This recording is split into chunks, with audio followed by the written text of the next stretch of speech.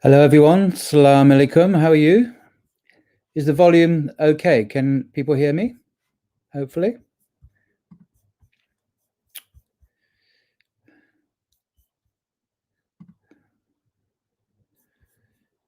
Okay.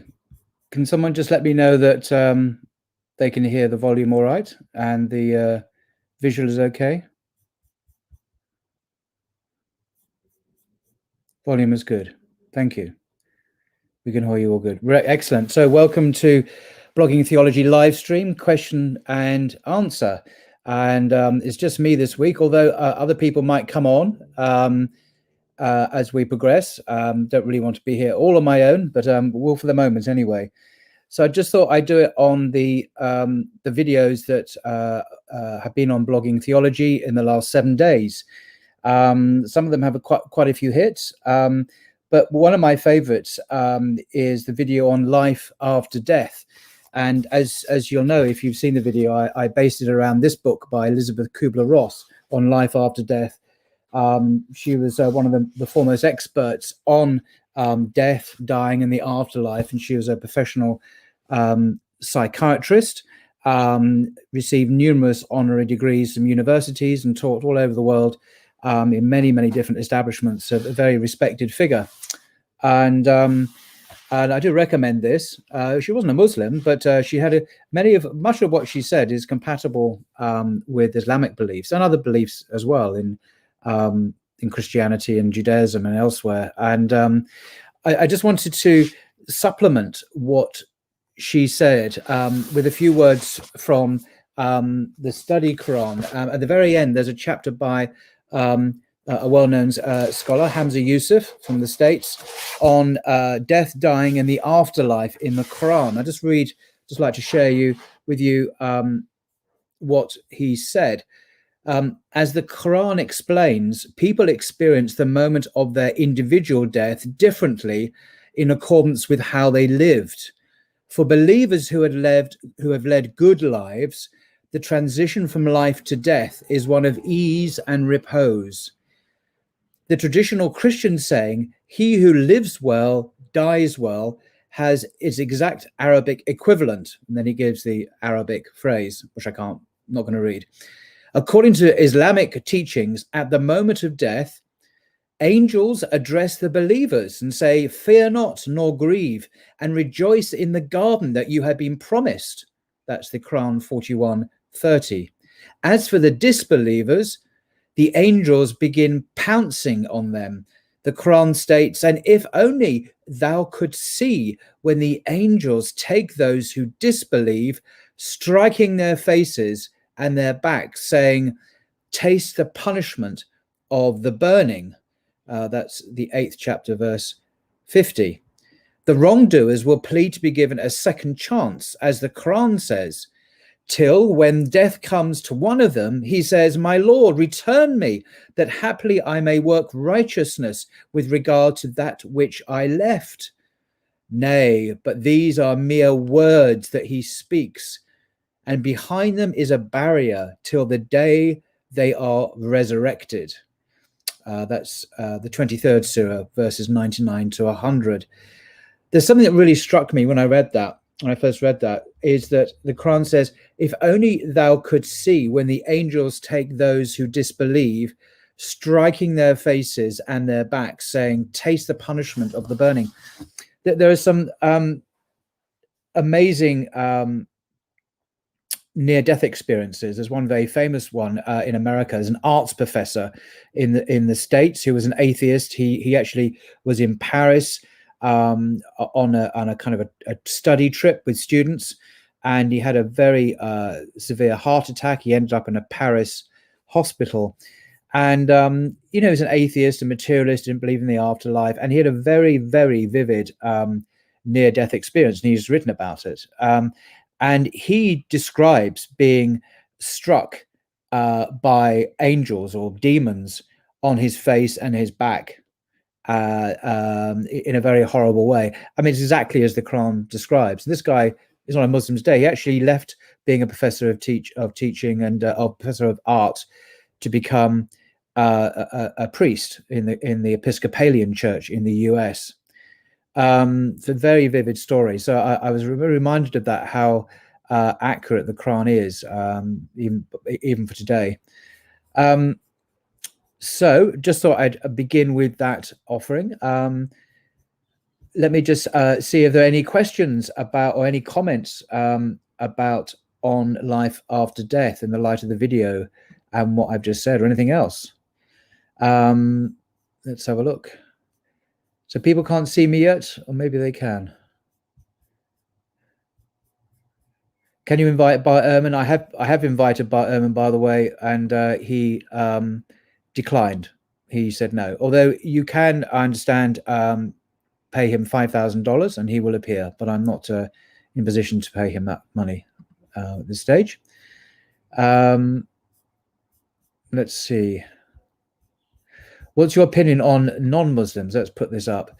Having positive heavenly NDEs despite what Quran 385 says about those who desire religion other than Islam being losers in the hereafter. So let's just look that passage up. I'm sure that exists. Let me just read it here.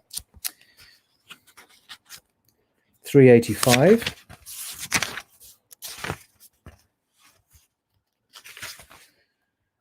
Whoever seeks a way other than Islam, it will never be accepted from them, and in the hereafter, they will be the losers.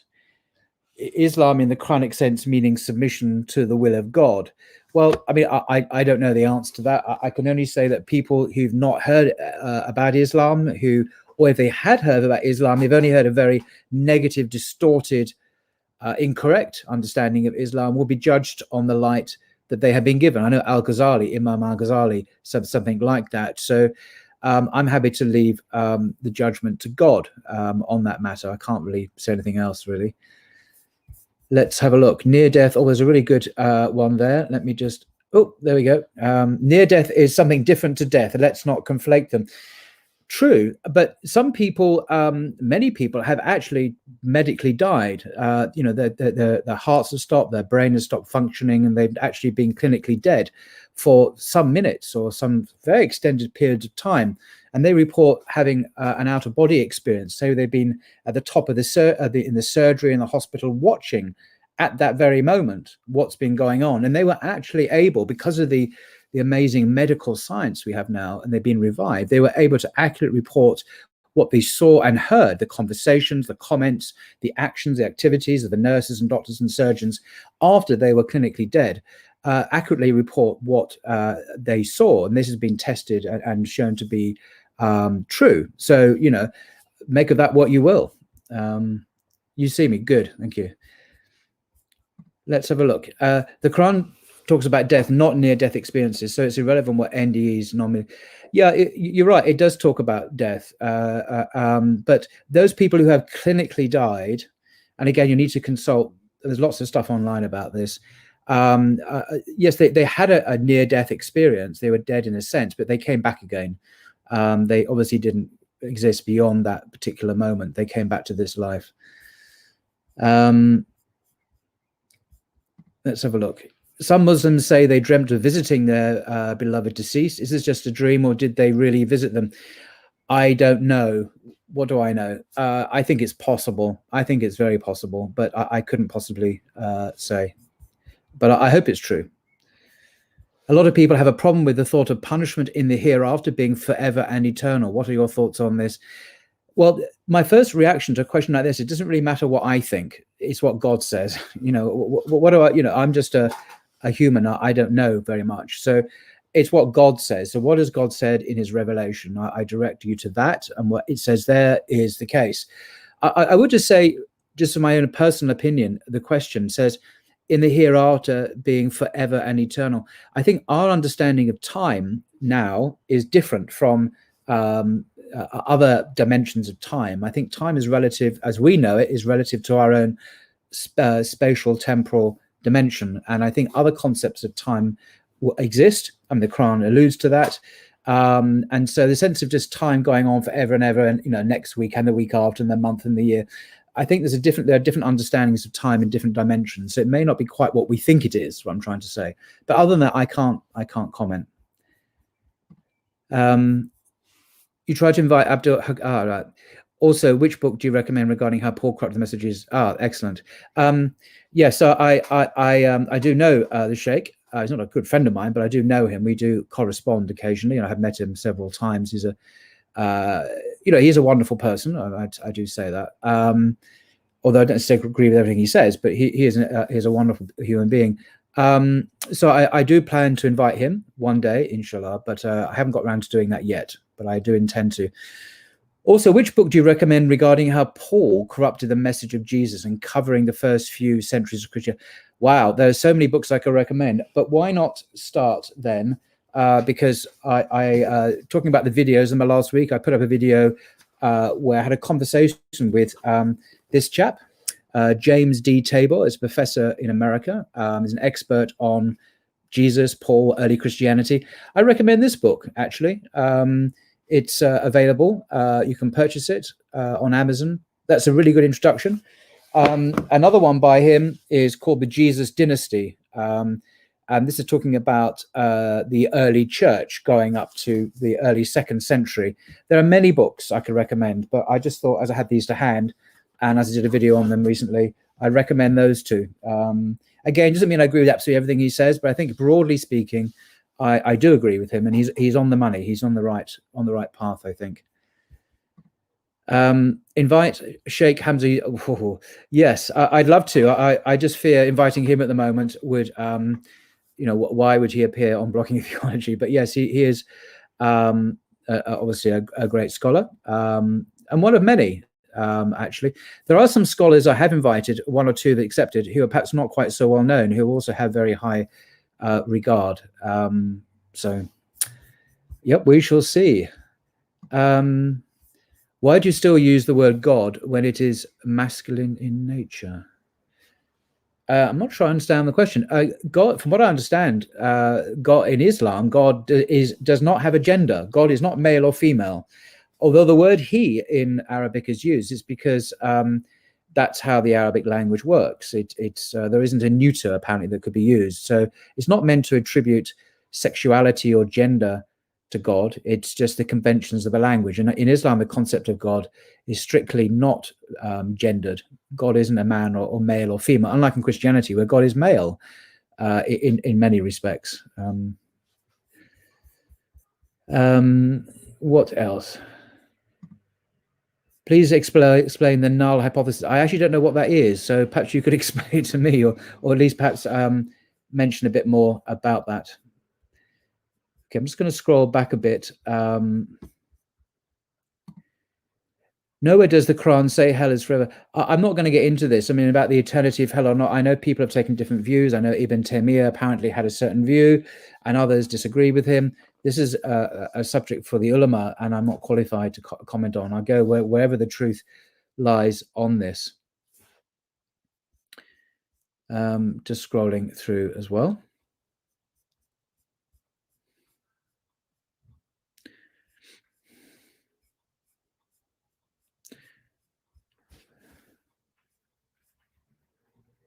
What do you think of, that's an interesting question, which I've now lost. People having, this wasn't the question, there was another one actually. What do you think about life after death in the view of Buddhism or Hinduism? Well, I'm not really familiar with that. I'm aware the Tibetan Book of the Dead, that's Tibetan Buddhism, exists. It's a very elaborate and detailed account of the various levels of existence after that. I can't comment on that. I'm not an expert in, and Hinduism is a catch-all for any number of different kind of variations on polytheism or unity. It's too complex. Outside of my area of interest, I think.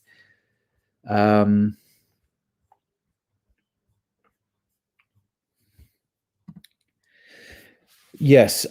About subtitles, I do try and I'm a bit behind on it, but it does take a lot of time to create subtitles. But I do try and do that in as many languages as I can, world languages. So please bear with me. The null hypothesis is mathematics. Okay.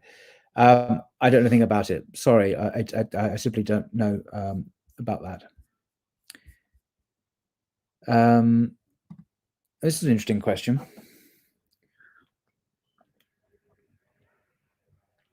I suppose, you see, it's a difficult question to answer because there are many Christianities in the world today, as there were in the first century. You had, the first couple of centuries, you had so-called Gnostic Christianity, so-called Jewish Christianity. You had Hellenistic Christianity. You had Christians who believed Jesus was God, or Jesus was just a human, or some believed he was an angel. And so, I mean, the endless variations on beliefs. There's lots and lots of Christianities. Some were very anti-Jewish, like the second century Gentile Christians. Some were identified as Jews who believed Jesus was the Messiah and a prophet of God. So in terms of today's world, I suppose I would say those closest would be the Unitarian Christians who believe Jesus was a prophet and a Messiah and don't worship him as God. But Unitarian Christians typically are not Jews, of course, so that they don't follow the Jewish law. Jesus, in my view, historically was a Torah observant Jew who renewed Judaism from within. He brought a certain message of renewal and other aspects as well. But I don't think any version of Christianity that exists today is close to what Jesus taught. But I think Unitarian Christianity is probably the closest to Islam. That would be my view anyway.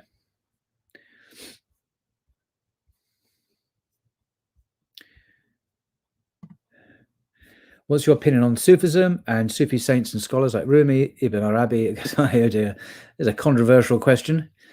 I haven't read much Ibn Arabi. I'm aware of his reputation. Al-Ghazali, I've read a bit more, and Rumi as well. I think there are different kinds of Sufism. There are some Sufis clearly have gone to extremes, and some have even abandoned the law, the Sharia, the Islamic law.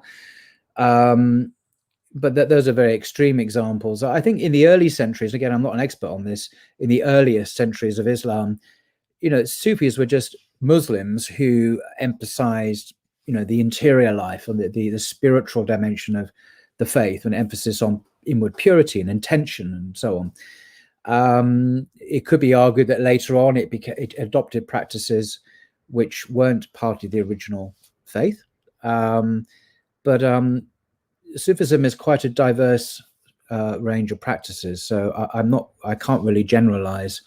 Rumi is a brilliant poet. The Mathnawi, this incredible poem in Persian that goes on to thousands of pages, it seems. I mean, there's some wonderful stories, parables and stories from the Quran and other things which are meant to teach spiritual lessons, and many of those are wonderful. But I'm uneasy about some of his language when he uses language of alcohol and other things to illustrate spiritual. But I'm not going to comment on that too much. Again, it's above my pay grade, really. Ebionites were the closest Christianity in Islam. Yeah, I mean, that's in the early centuries, of course. In the second century, at that time, yes, you're absolutely right. The Ebionites represented the earliest form of Christianity, which wasn't really Christianity, it was Judaism. Because Jesus was a Jew, his disciples were Jewish. They didn't abandon Judaism. They just believed Jesus was the Messiah and a prophet. They carried on obeying the law. And these Ebionites, as they were called, coming from a Hebrew word meaning the poor, perhaps, were seen as heretics by the later church. So the later church basically rejected its parent that gave birth to it, the religion. Quite amazing, really. It would be good to watch you engage with an atheist. Well, yeah, if you can find one. Very happy to talk to atheists.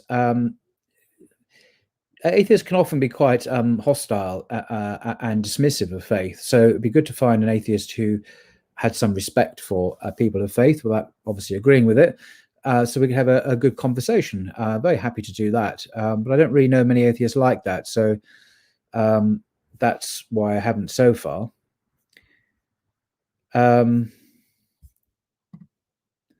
What do I think about reincarnation? Well, again, I throw the question back. It doesn't really matter what I think. It matters what God says. It's not really about, I don't sit here thinking, well, this is true, that is true. What has God said? What has God disclosed or revealed? about his will and the truth about the akira, the afterlife, the unseen, which is beyond our experience, what we can't see, those dimensions of the angels and the jinn and life after death and God and so on. What has God disclosed to us about reincarnation? That's the question I have to ask. So where do I get my information from? So do I get it from, where do I get it from? That's the kind of looking. It's not like, do I just believe in reincarnation? What do I know? So in my understanding of revelation, whether it be the teaching of Jesus or Muhammad or Moses, this is not something that has been revealed to us as a truth. The Quran obviously says that we die and then we'll be raised again on the resurrection, and there will be a day when we will be judged according to what we had done. It doesn't speak of reincarnation as far as I can see. So that would be kind of my answer.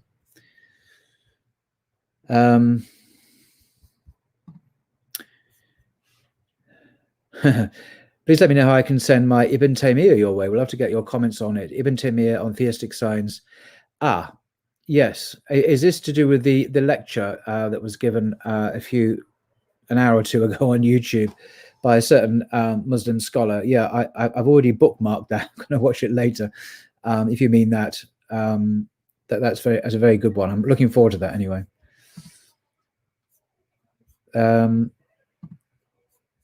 What's this one? Christian Prince Ears. Did the word divine become flesh? And if it did, then the metaphysical literally became physical. So Jesus did not have a spirit. Oh dear. Well, this is a kind of a Christian question, isn't it? Did the word become flesh? That's John chapter 1. The word became flesh and dwelt among us. So this is a question for Christians, really. I don't really agree with John, so it's not really something I can respond to, really. Watching in San Francisco. Hello, San Francisco. Lovely city. Been there, not for a long time, though.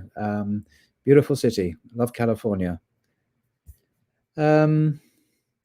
Why Jews reject Prophet Muhammad? Well, some do, some don't. It's interesting, actually, this, because in the Middle Ages, many rabbis, Orthodox Jewish rabbis, not heretics, were quite happy to accept that Muhammad was a prophet sent by God, but sent to the Gentiles to bring them to belief in one God, into Tawheed. They didn't accept that he was sent for them, of course, because he wasn't Jewish, I suppose. Not that Abraham was Jewish or Noah or anyone else. But anyway, so I think it depends how you look at this. So many Jews, rabbis did accept him, but not sent to them, but sent to the rest of mankind. So it's kind of odd, really. Other than that, you'd have to. I mean, I had Rabbi Tovi Singer on Blogging Theology as a guest. I don't know, was it a month ago now? I asked him that question, and well, you can see his response. Yeah.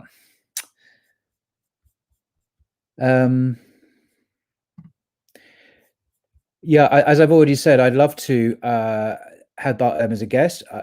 He has been invited, but he declined the invitation. So you know, that's up to him. He's the only one that I know. He's not the only one, but he's the biggest one that has actually declined coming on. That's up to him.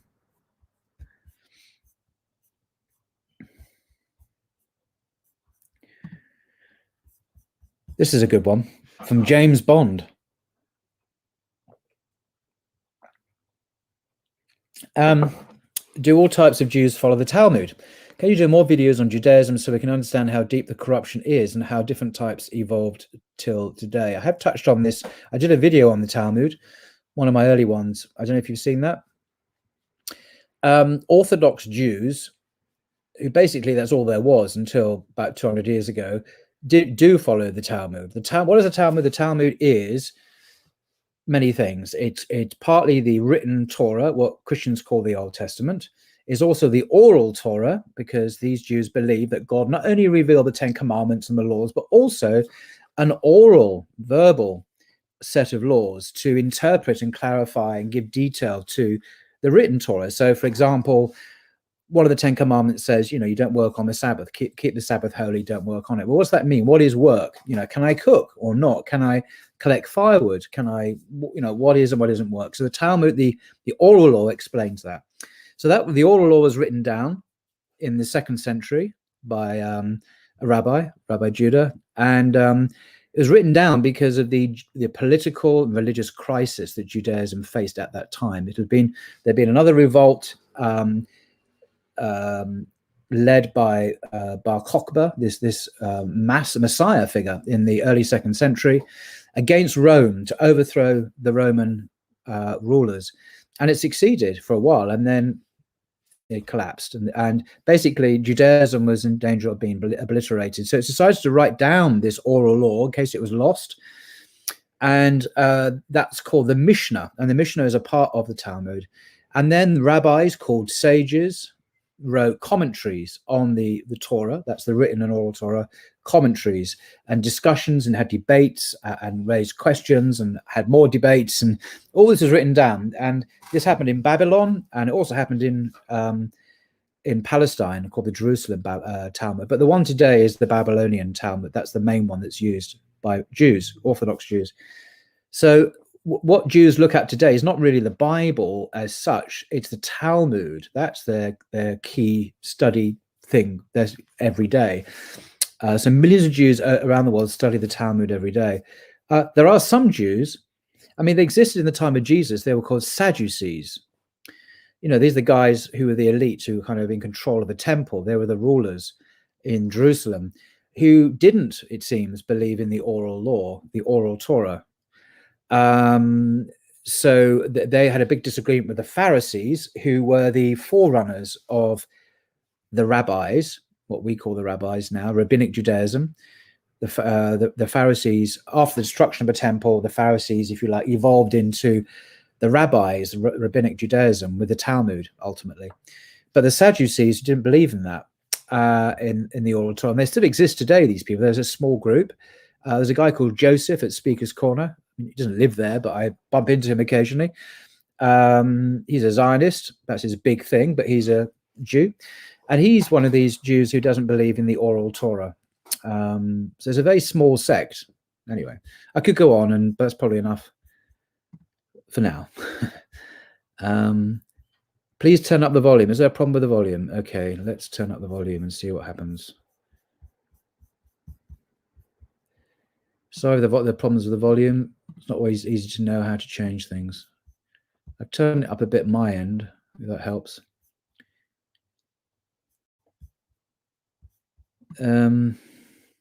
My final question to you, Islam or atheism, which one makes more sense to you?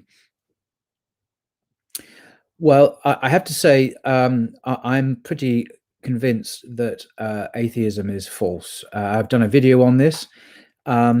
Just give you one example from science.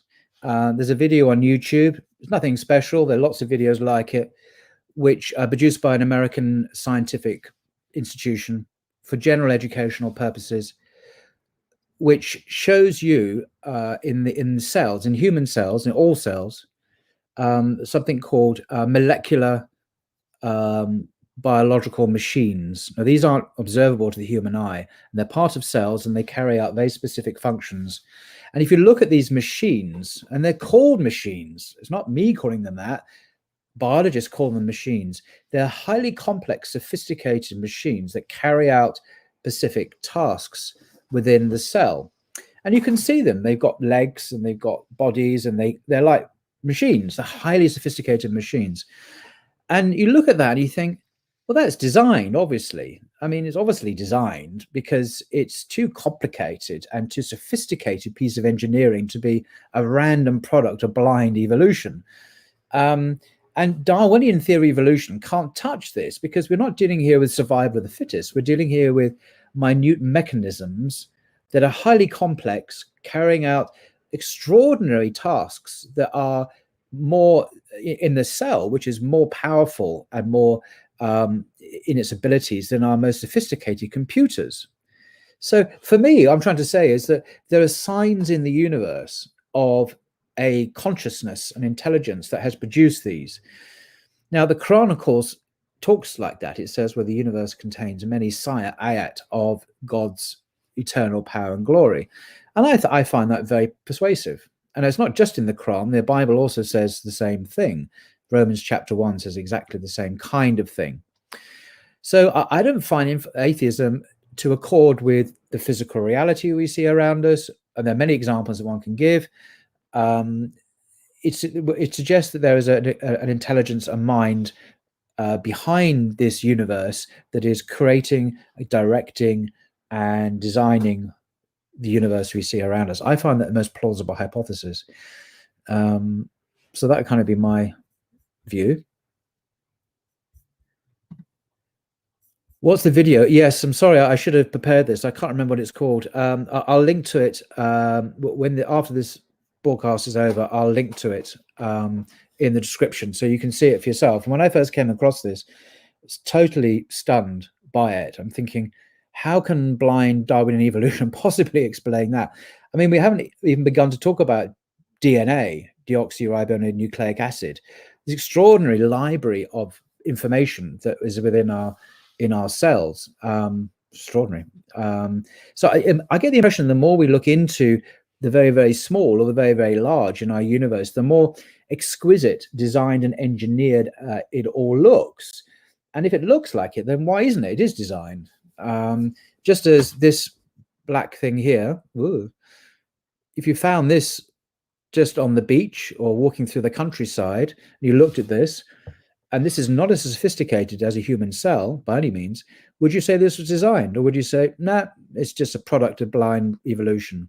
Well, you take your pick. I mean, if you really want to believe it's a product of nothing, of just randomness, you can. But personally, I think this is designed. And I happen to be right, by the way, because it's an iPhone.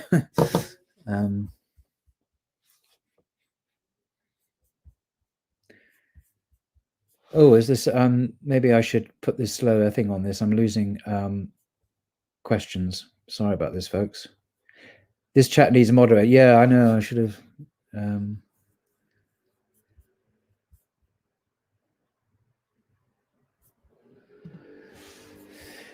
What kind of future awaits religion in general? Do you think atheism will see a surge?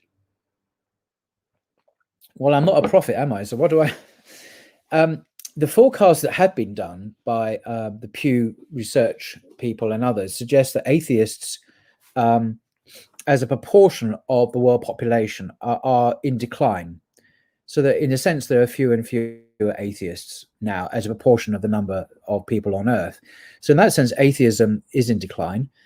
But also, what is atheism? I mean, I did a video because I came across some amazing research. You might have seen the video where some university, I think, were 4 universities in the UK, surveyed self-described, self-identified atheists in many, many countries in the world, in Europe, in Japan, in South America, and elsewhere, Denmark, wherever.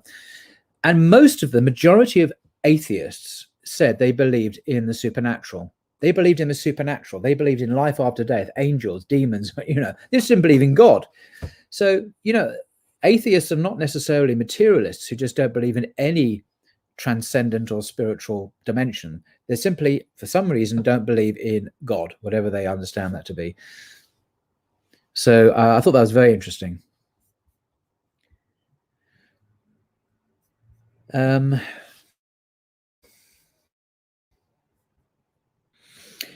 Opinion about Christian Zionism. I don't have a very good opinion of it. I think it's particularly in America, where most people who are avid supporters of the state of Israel in America, it's not the Jews, it's the Christians, and their millions, evangelical Christians and many Catholics, support Israel out of, in my view, a misguided sense of biblical prophecy. There are many excellent videos on YouTube which refute this idea. The Bible doesn't endorse the secular state of Israel, in my view, at all. There we go. That's just my view. Any scientific explanations for existence of God? Do you mean there's any scientific proof, or I'm not quite sure what you mean? There's some more evidence from the University of Oxford, I mentioned this before, that did a survey around the world and concluded that religious belief in God or gods is universal. It seems to be a natural, innate belief of our species. It's not something you're brainwashed into. Children instinctively have this belief. It's what Muslims call, or the Quran calls rather, fitra, this innate sense of God, right and wrong, justice, injustice. It's hardwired into our species in some way. So I think that's really important to bear that in mind. I don't think it's going to go away, this belief. It's because it's part of what it is to be human.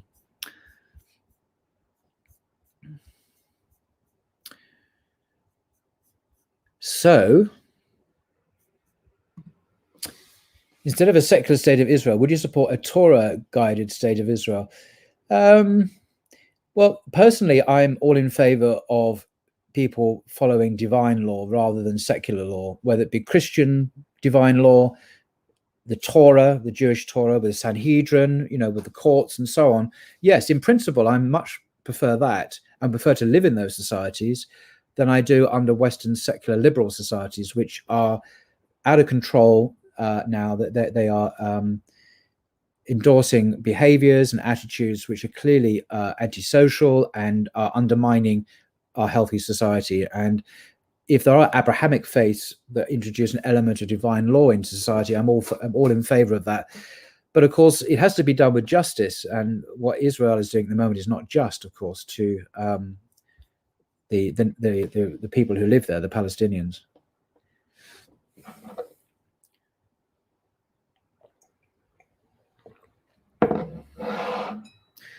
Why do you think Christians can't concede that the Old Testament, New Testament is not Torah and Injil according to the Quran? Many are obsessed with the argument that Quran affirms them, says God's word can't change. Well, yes and no. I mean, I'm going to be careful here because, yes, many missionary Christians, evangelicals, do say that. In fact, they all do, as far as I can see. However, more learned and educated Christians, and I'm thinking of one here.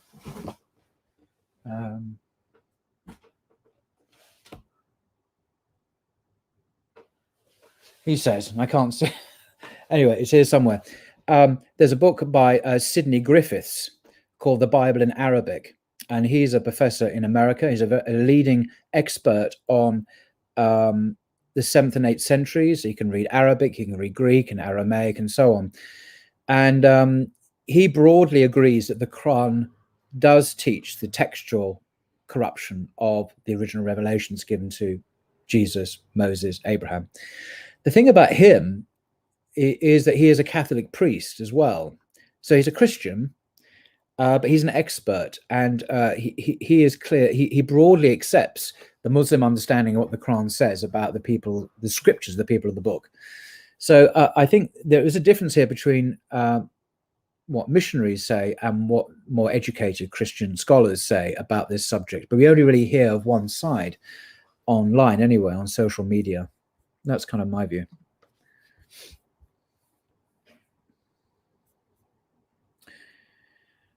I'm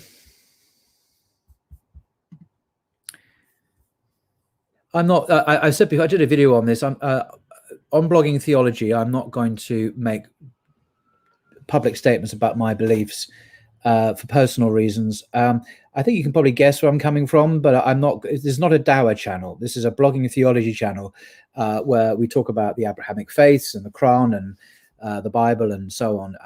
And that's kind of what I'm doing. But my own personal beliefs, I'm not going to be talking about them on Blogging Theology, although you can probably guess where I'm coming from.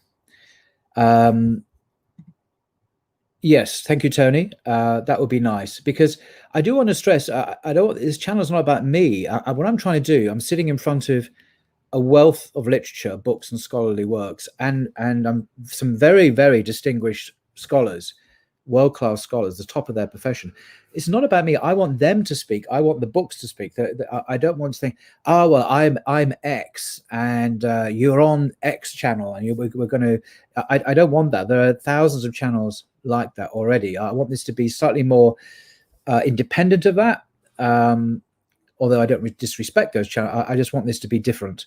So I want to be slightly more detached from that. Although inevitably my beliefs do seep through because I can't help it. But I hope you can understand that.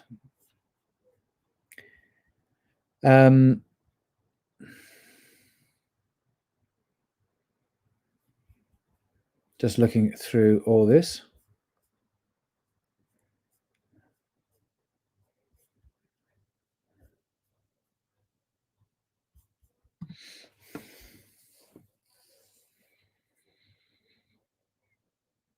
Yes, this is a very good question. Thank you for your question. Bounty Hunter 147. When you speak to Christian Jewish scholars on the channel, it'd be interesting to hear their view of Salman Farsi. Of course, he was a companion. I assume you mean him, the companion who was from Persia.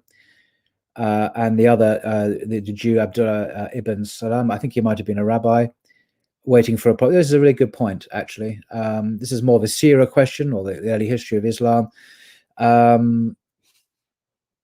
Yep, that's a good point. I'll try and remember that.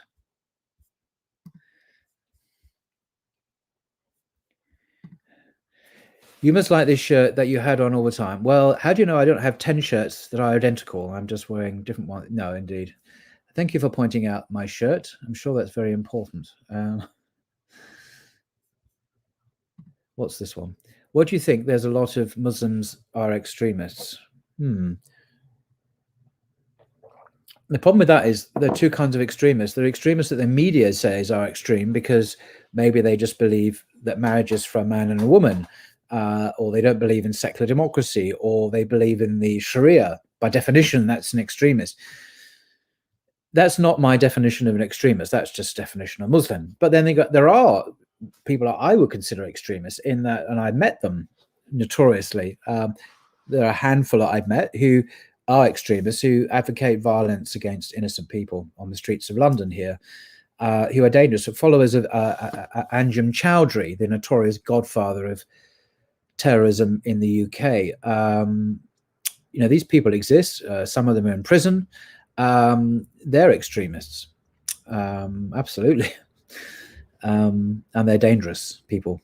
I mean, really are. They're dangerous to Muslims.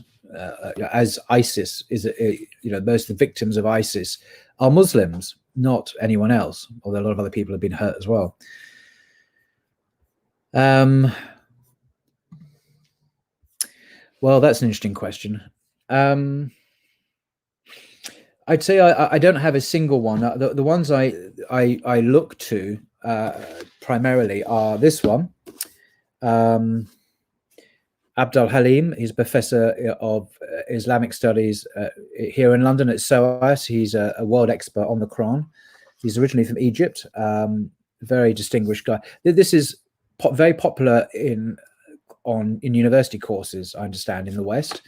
It's a very good translation, I'm told. I also use this translation.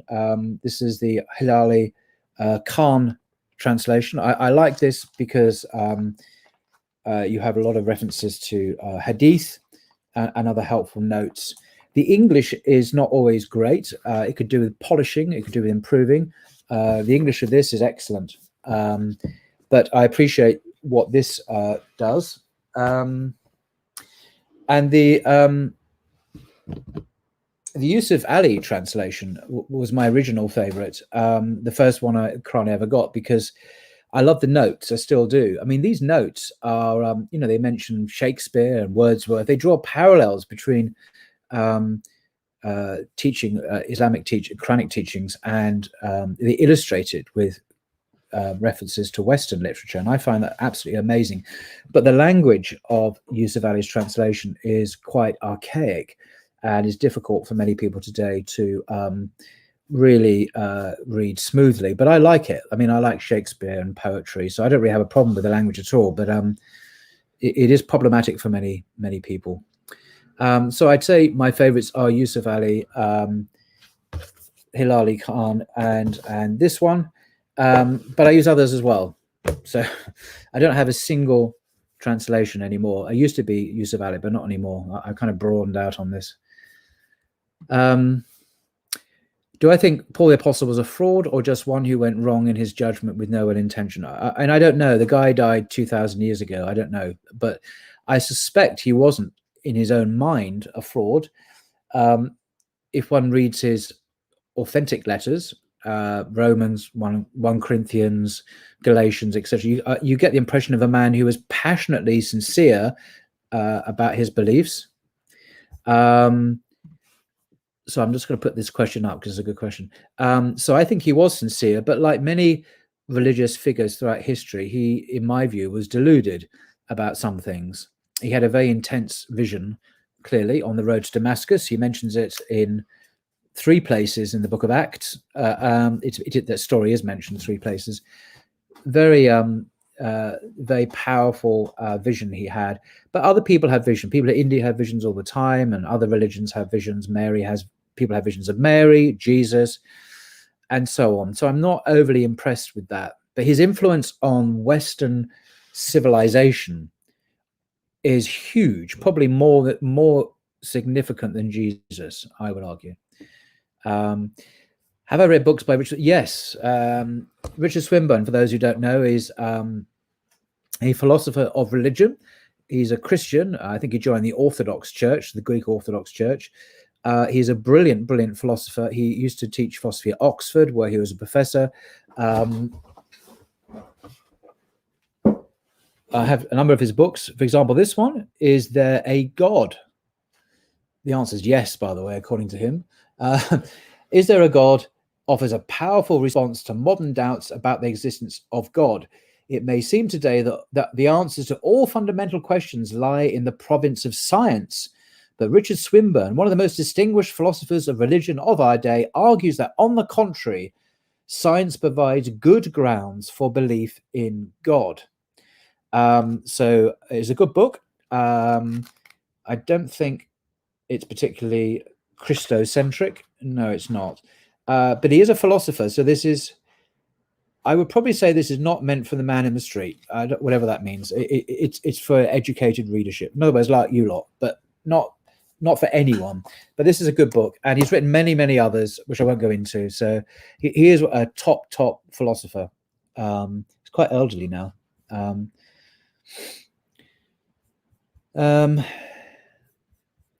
What are your thoughts on Ahmedidat? I think my view is, I think he in the 1980s and 1990s, when he worked with Gary Miller, Professor Gary Miller as he is now, he was a powerful force against the militant American Christian missionaries. So he basically cut them down. He's a great showman. He's a great speaker. He had brought lots of knowledge. I think Dower now must go the next stage and be much more sophisticated, as indeed it is often. But his videos at their time, and even today, many people still find them useful. So there we go. I'm not saying more than that. Obviously, he's passed away now. So this is a question that's a slightly rude question. Identify as a person with same-sex attraction. That's something I can't help. But it's just the way it is. What can I say? I live within the bounds of God's law on these matters, so I'm not seeking to change the religion, like some people have said. But I think it's a rude question. I'm not asking you about your sexuality, so we'll move on from that. Oh, just spotted something else. Do you know the current whereabouts of Dr. Gary Miller? Yes, but there have been attempts to contact him recently, to get him on Blogging Theology, actually. Basically, he doesn't want to be disturbed. He is now completely out of this whole Dawa scene. I'm not sure he likes what's going on at the moment. I get that impression. So he's entitled to his privacy. He wants his privacy. He doesn't want to be brought out again to do what he did before. He is a professor of mathematics in a Middle Eastern country, and that's what he wants to do. So good luck to him. And he's not going to be coming out of his privacy, his self-chosen. He's not going to be doing that. So I understand. Which, from my point of view, that's a shame. I'd like him to, but it's his life. He's not public property. If he wants to remain out of the public eye, good for him.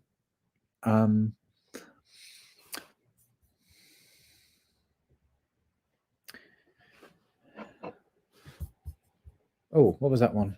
Something about Isaiah 53 there. Blast, lost it. Oh, have I caught it in time? Oh, my tea's gone cold. What do I think of the Christian concept of double fulfillment in relation to prophecies.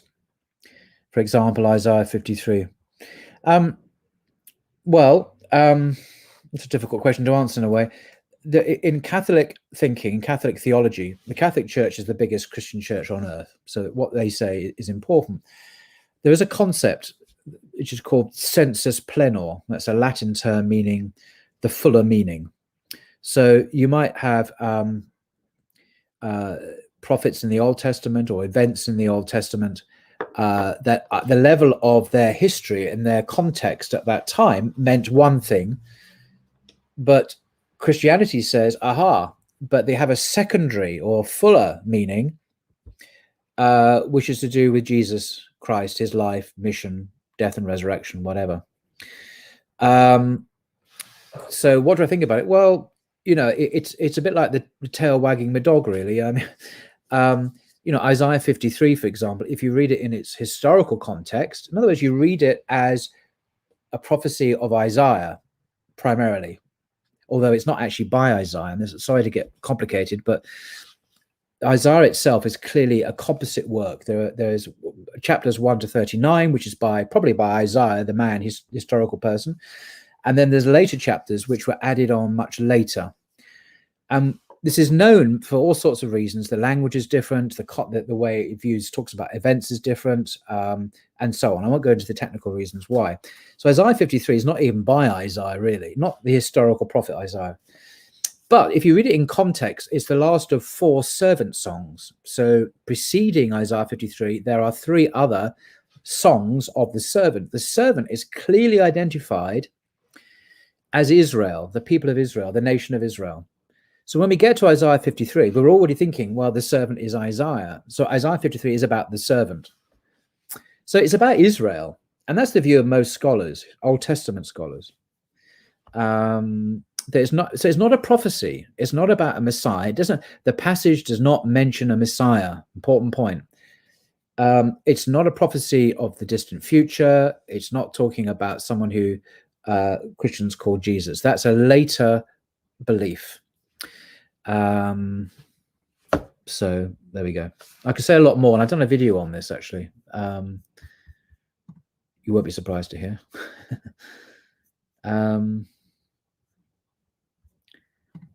What's this? I recently published the paper itself. Yeah. Yes, I would love to read this. I'm actually quite innocently, I'm actually a big fan of Ibn Taymiyyah. I mean, I read Dr. Yasser Qadhi's doctorate, his PhD, on Ibn Taymiyyah's epistemology, the Aql and Naql, the intellect and the revelation. And I was just blown away by this, the brilliance of Ibn Taymiyyah and how modern he sounds. I mean, how, this guy's thought really connects with postmodernist and postmodernist debates about meaning, language, epistemology, interpretation, hermeneutics, blah, blah, blah. It really is of great interest to us today. And presumably that's why Yasser Qadhi did the research in the first place. So I know Ibn Taymiyyah has a reputation, etc., but that's not what I'm interested in. I'm interested in him as a thinker. But also as a man who, in his own lifetime, was incredibly brave.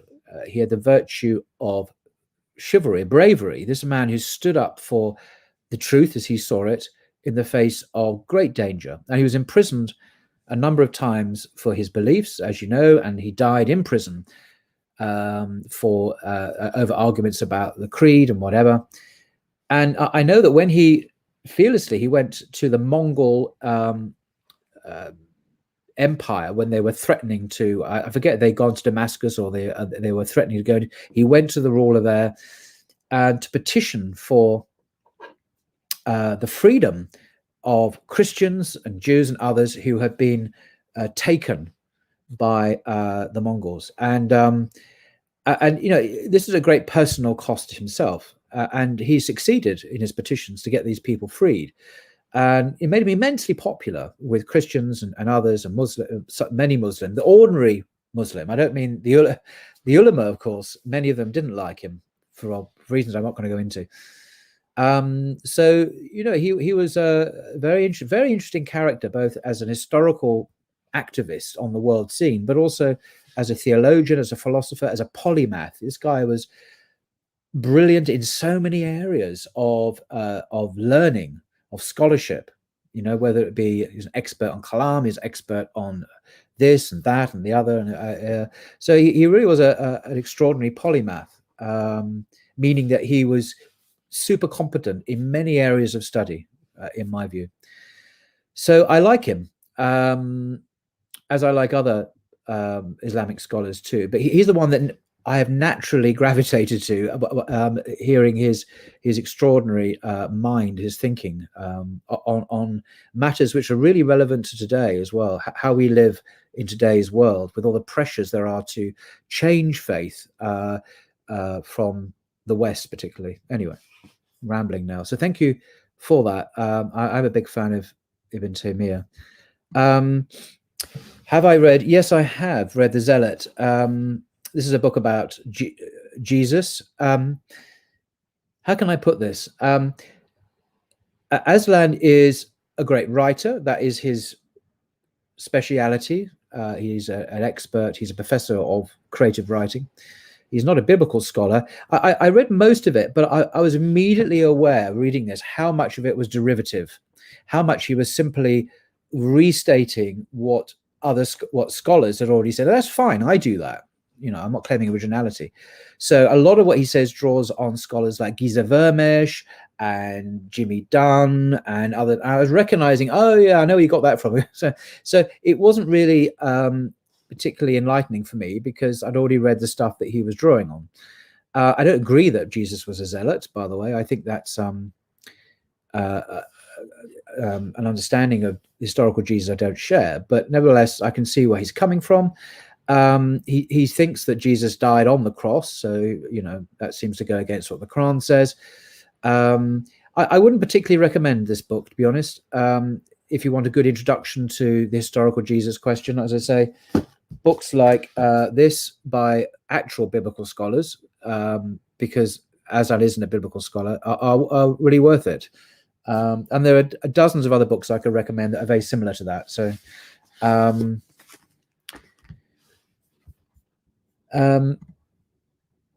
Brother Paul, I appreciate your candid and honest response. Yeah, thank you for that, because I do try and be as honest as I can without betraying confidences. How to deal with doubts.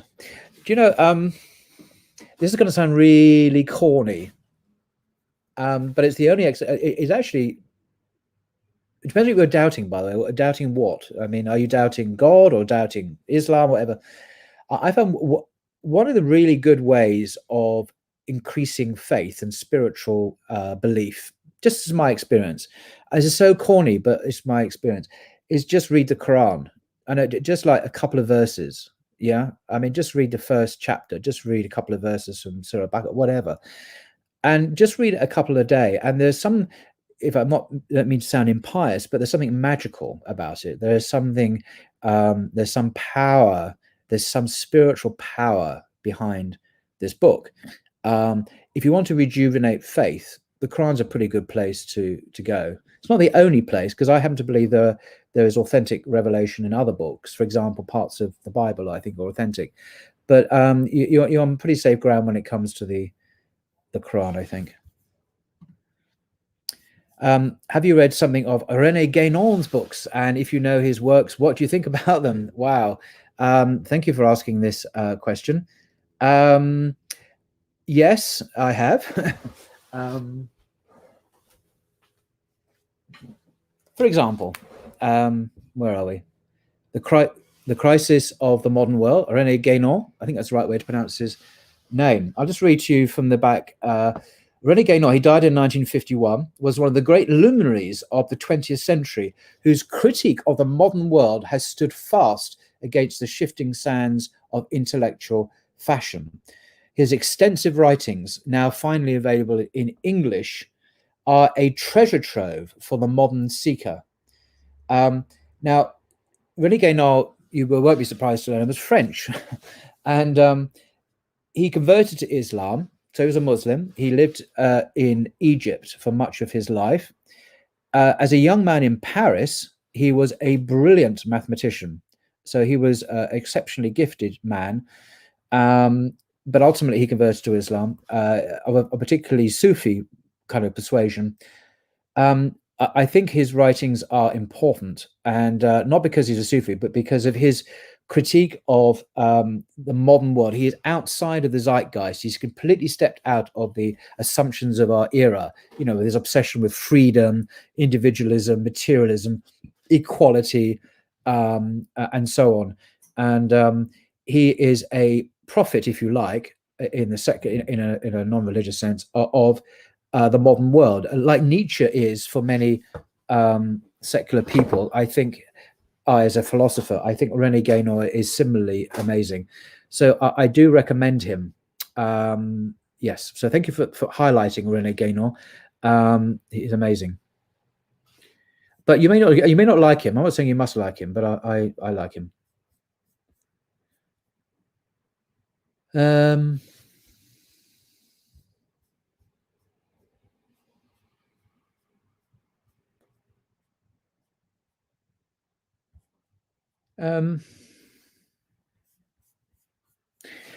This is an interesting question. I mean, I've done a video on this. It was actually at Speaker's Corner when I was asked kind of about Isaiah 42, actually, but it's the same thing, really. Deuteronomy 18:18, is it predicting Jesus or Muhammad? As I said in that video, and I do recommend you watch that, I guess, for a more fuller explanation than I'm going to give here, because I'm going to go on and on but I think there are two levels here that one can answer a question like that, whether it applies to Deuteronomy 18 or Isaiah 42 or anything else that Muslims say refers to Muhammad. On one level, the historical critical level, I would argue that it doesn't refer to Muhammad. So there are other candidates, other figures in history that Deuteronomy 18:18 is referring to. For example, Joshua, for example, is often muted. If you read the Jewish Study Bible, it's a very scholarly work, that these kind of figures are suggested. But if you believe that Muhammad is a prophet of God as well, and thus you can look at salvation history going back and saying, look, this is speaking of one who is to come and who is the seal of the prophets. It is valid, it's legitimate theologically to understand passages like that as referring to Muhammad, like Isaiah 42, preeminently perhaps. So I say they do refer to Muhammad on one level, if you have that larger conception of prophethood and Muhammad being the last. But at the smaller level of the actual textual historical context, I don't think you could do that. I know slightly unsatisfactory answer perhaps, but that's kind of how I say yes and no to that. I don't think it's referring to Jesus, however. I think that's stretching it a bit, because Jesus is not like Moses. I mean, as Muslims often say, Jesus wasn't married. He wasn't a head of a nation. He didn't have an army. He didn't have that kind of role vis-a-vis Israel and so on that Moses did, and that Muhammad clearly does. Muhammad is clearly, in my view, the most like to Moses in history. They are so similar as almost to be identical in the roles they played vis-a-vis their people, as rulers, commanders of armies, bringer of, above all, revelation, Torah, Quran, and so and so on and so on, bringing a law, bringing a Sharia, Torah, very, very similar. Most of the other prophets weren't like that. They didn't bring law. For example, Isaiah didn't, or Jeremiah, or Micah, or Hosea, or so on. They didn't bring law, but Moses did, and Muhammad did. So I think they're very, very. So in that sense, I think it's legitimate for Muslims to see the connection between Deuteronomy 18:18 and Muhammad. They're just my thoughts anyway.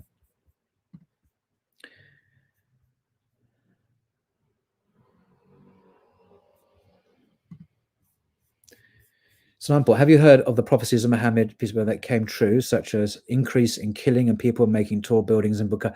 Yes. And it's one of the most impressive things, actually, that I've come across. I think Sheikh Hamza Yusuf, many have done videos on this. There's some truly extraordinary hadith, authentic hadith, not any old hadith, but Bukhari, as you say, Bukhari hadith, which suggest, I believe Muhammad was a prophet, so I'm not surprised that he prophesied accurately. But so yes, I've heard of them, and they are extraordinary. Well worth attending to if you haven't already. Okay, this is a disturbing question. Brother Paul, could you share some thoughts on the Mufti Abu Layth house vandalism and on him overall? Yeah, I've been criticized quite a bit for not saying anything on this. And I think, I'm not here to pronounce judgment or give... What happened to him and his family and his children, his wife and his house was appalling and deeply wicked. And I hope the culprits, I don't know if they've been caught or not. I hope they have been caught, and I hope they receive whatever justice is due to them. That's my thoughts about the attack on his family. It's not just the vandalism. It's, he left his, I've seen the video he made, a very moving video that he made the day after or something of the attack. Clearly very upset indeed. And any human being would share his shock. And you saw the footage. I saw the footage of the attack in the Sun newspaper. I mean, online. The guys who did this actually filmed themselves doing it. Such as the arrogance and the evil, that they felt that they could go in and film their wickedness. Absolutely extraordinary. So we don't have to ask why they did it. They say on camera why they did it, and I'm not going to comment on his Mufti's views on Palestine. And, I think he said some things he has regretted, or about certain words he used about exile. Right? I'm not going to go into that. And personally, I don't generally share his views, to be honest. He seems to choose the most kind of liberal, marginal views on kind of virtually everything when it comes to, when it comes to tattoo, sex, what is haram, halal. He chooses something which is really, really very liberal. And it's not my place as a layman to judge him, but I don't agree. I follow a more, I look to a more traditional understanding, shall we say.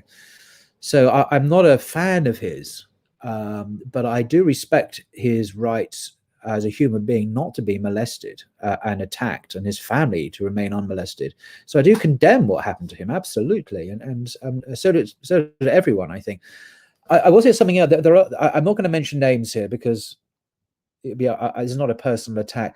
There are some prominent Muslim individuals who made videos in the days before that, which seemed to raise the temperature, shall we say, about the Mufti Abu Layth channel that he has, and basically, declaring him to be an apostate, takfiring him, calling him an animal, and so on. And this language is, some of the language used about him was very extreme, and I think it may well have contributed to an atmosphere of hatred towards Abu Layth, which then resulted in some individuals, young hotheads, taking action into their own hands and going around there vandalizing, intimidating, and threatening his family. Now, I'm not saying it's cause and effect, but I can see, if you're creating an environment, an atmosphere, a climate of feeling where people are getting more and more angry because of this rhetoric that is heightened, then some people took action. And I think there is a connection. I'll put it no stronger than that. So I think there is some responsibility on the behalf of those who did decide to really lay into him in quite horrible ways. And that obviously incited some people to go out and attack him, I think. So I think that there is that dimension as well. I think when one can disagree with a man, and I do disagree with a lot of what he says, respect him as a human being, criticize him, disagree with him, be quite robust in your criticism of his views, but don't call him an animal. Don't treat him like dirt, because some disturbed people will go out there and think, well, we're going to do this guy in. I see this speaker's corner. This happens all the time. It's anyway. That's just my opinion, and God knows best.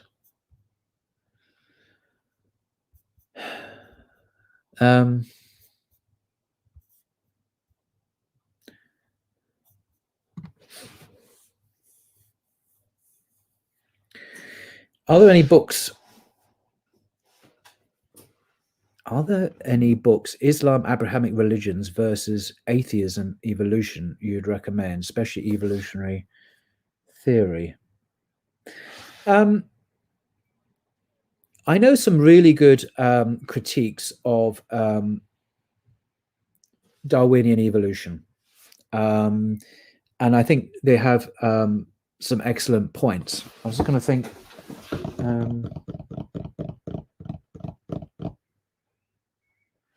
I mean, they're in my. I have another section of the library in another room, actually. There are some excellent books by some serious scholars now, endorsed by Nobel Prize winners, even in science, that question the whole kind of Darwinian narrative. And I think we're seeing that criticism more and more now. There are books. So from that angle, there are some really good books that one could read. I don't know about specific sort of Islam versus evolution books I'd recommend, but the criticisms that are made of Darwinian evolution tend to be quite generic. So a Muslim could read them or a Christian could read them and benefit from them, I think.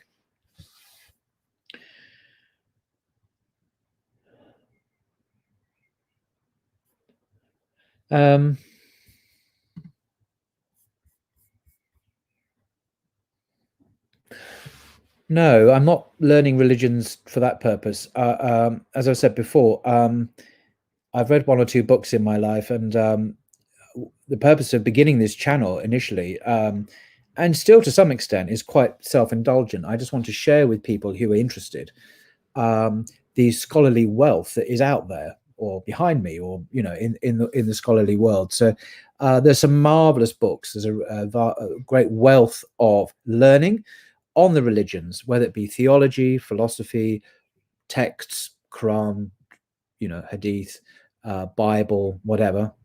And I just want to share that with people. And the scholarship, say biblical scholarship, that is available now, is really worth looking at. For example, next Friday on Blogging Theology, the author of this book is a guest. His name is John Barton. Now, he's written this book, A History of the Bible, the Book and Its Faiths. This is an absolute bestseller at the moment. Lots of people have recommended it. He is a professor of the interpretation of the Bible at the University of Oxford. He's one of the world's leading biblical scholars. He's particularly a specialist on the Old Testament. Now, this is his latest book. He's written many others, and I've read a number of them over the years. He is an ordained priest in the Church of England, so he's a Christian.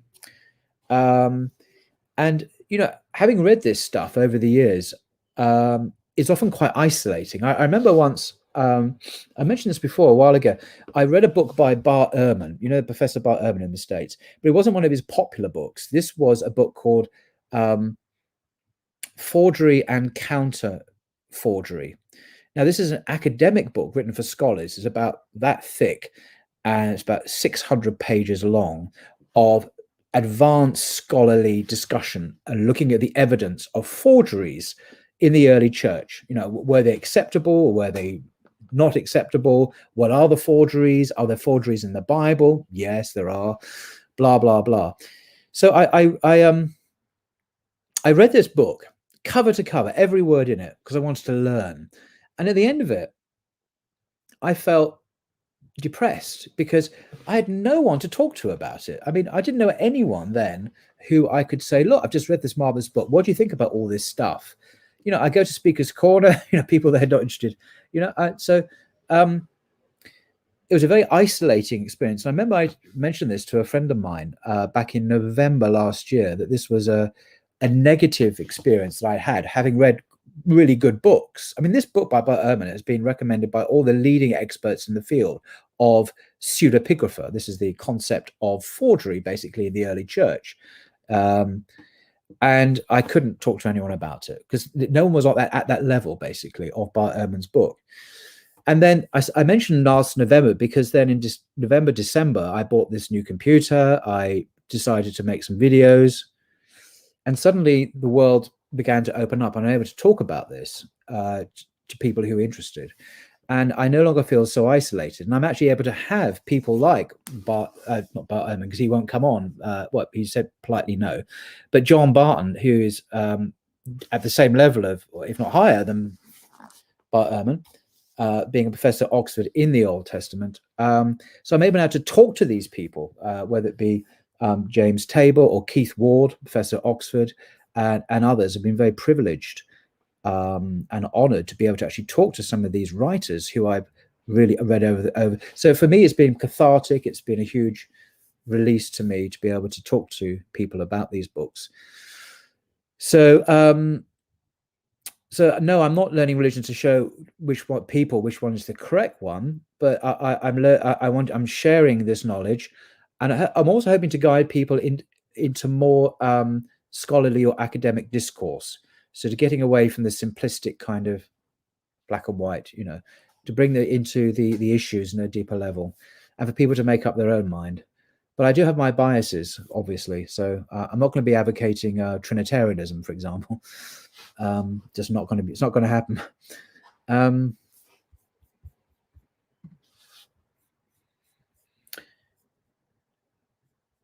Yes.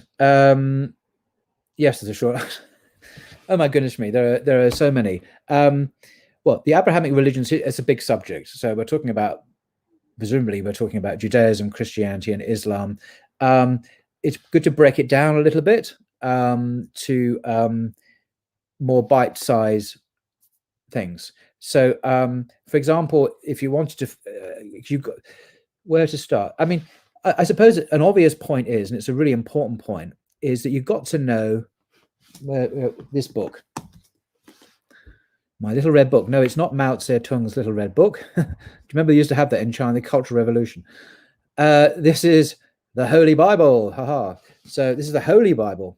No, seriously, get hold of a good translation, and the standard academic translation that is cited now by scholars is this one.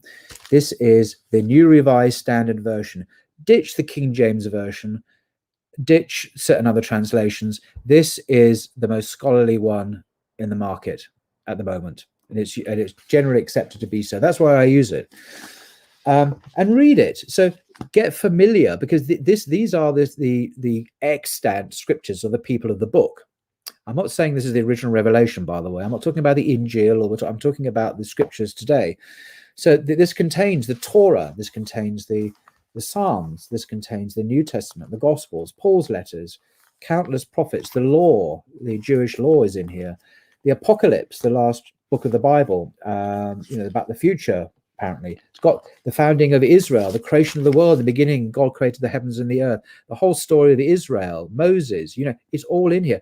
Not only is this a really important religious text, it's also one of the most important documents in the history of Western civilization. If you want to understand the West, you've got to understand this, because this is one of the most, if not the most important book ever to unlock that, just on a secular level. So get to know the history from the texts themselves, and then read good introductions. Bart Ehrman's book, on the New Testament itself, is very, very good. It's published by Oxford University Press. Many universities use it. It's very readable. It's interesting. Unlike most of these books, which are boring and dry, this one actually is readable. That's why I recommend it, because what he says is pretty bog standard, pretty mainstream. But the first thing is, if you want to study the Abrahamic religion's history, is the Bible. You've got to start. And remember, I keep on repeating this boringly, but this is a library of books. It's not a single. I know it's got 2 covers, and it's got lots of pages in the middle, but this is because of modern printing. And the pages are very thin and the writing is really small.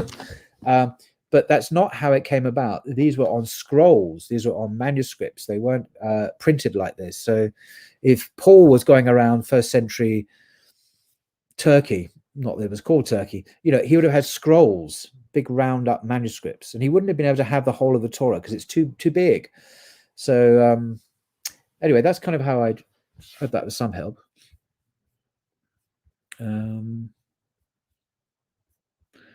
Oh, Gog and Magog. I'm not going to go into Gog and Magog. What's this say? Brother Paul, how do you explain the observation that most Western religious scholars are not well versed with Islam? It's disappointing to say the least. Yes, I think, yes, you are right, Nordin. However, it's changing. More and more, particularly as younger scholars. There are many now Muslim academics now in university settings in America and Britain and elsewhere. I know one of them who said this to me yesterday. It is changing. One of the strange things is this, if you're, it's perfectly acceptable in the West, if you're going to be a professor of Christian theology or professor of the Christian Bible, that you are a Christian. Usually these people are. The vast majority of biblical scholars are Christians. What a surprise. There are some exceptions. Bart Ehrman is not a Christian anymore, but he started off as a Christian. So who are the really famous ones? Well, Tom Wright. Well, he's a Bishop of Durham, or was a Bishop of Durham, E.P. Sanders, another liberal Protestant, Craig Blomberg, Richard Borkham, Jimmy Dunn. These are all Christians. And I can go on with a really long list of people. One or two exceptions, they're not. Now, that's on the one hand. When it comes to professors of Islamic studies, they're not Muslims, usually. It's changing. But it was seen, well, it's not really appropriate, is it, to have a Muslim who's professor of Islamic studies at Oxford or professor of the Quran? We want a Western scholar to be a professor of Islamic studies, to have a Muslim, because he'd be biased, wouldn't he? I mean, you see the complete double standards. So many of these professors of Islamic studies in America and Britain are not even Muslims. Most aren't. This is really odd. So, but because it's not acceptable, but that's changing now. Well, famous names, for example, Jonathan A.C. Brown, professor of Islamic civilization at Georgetown University. He is a Muslim convert to Islam. And there are others as well. Tim Winter, obviously, is one. So you're right, it is a problem, but I'm glad to say the tide is changing quite significantly. It's going the right way. Have you seen anything by Norman Ali Khan regarding the Quran? I've also read anything eschatological works by. Yes, yeah, I have seen these. My Arabic isn't good enough, to put it mildly, to appreciate a lot of what Khan has said in his videos. So I do recommend it to others, but I'm not able to go much into that myself, unfortunately. A similar question here. Do you think Islamic philosophy did not get a fair... Yeah, historically, but now it's no longer the case. That there are some, again, non-Muslims, but they're specialists in Islamic philosophy. Always non-Muslims, aren't they? But nevertheless, there's a serious attempt now to be more objective and dispassionate and accurate in description of Islamic philosophy in the West. Syed Nasser, Syed Nasser. Yes, that's his name. He's a professor in the States, the former Iranian, has had a big influence in that regard. Without going into all that now.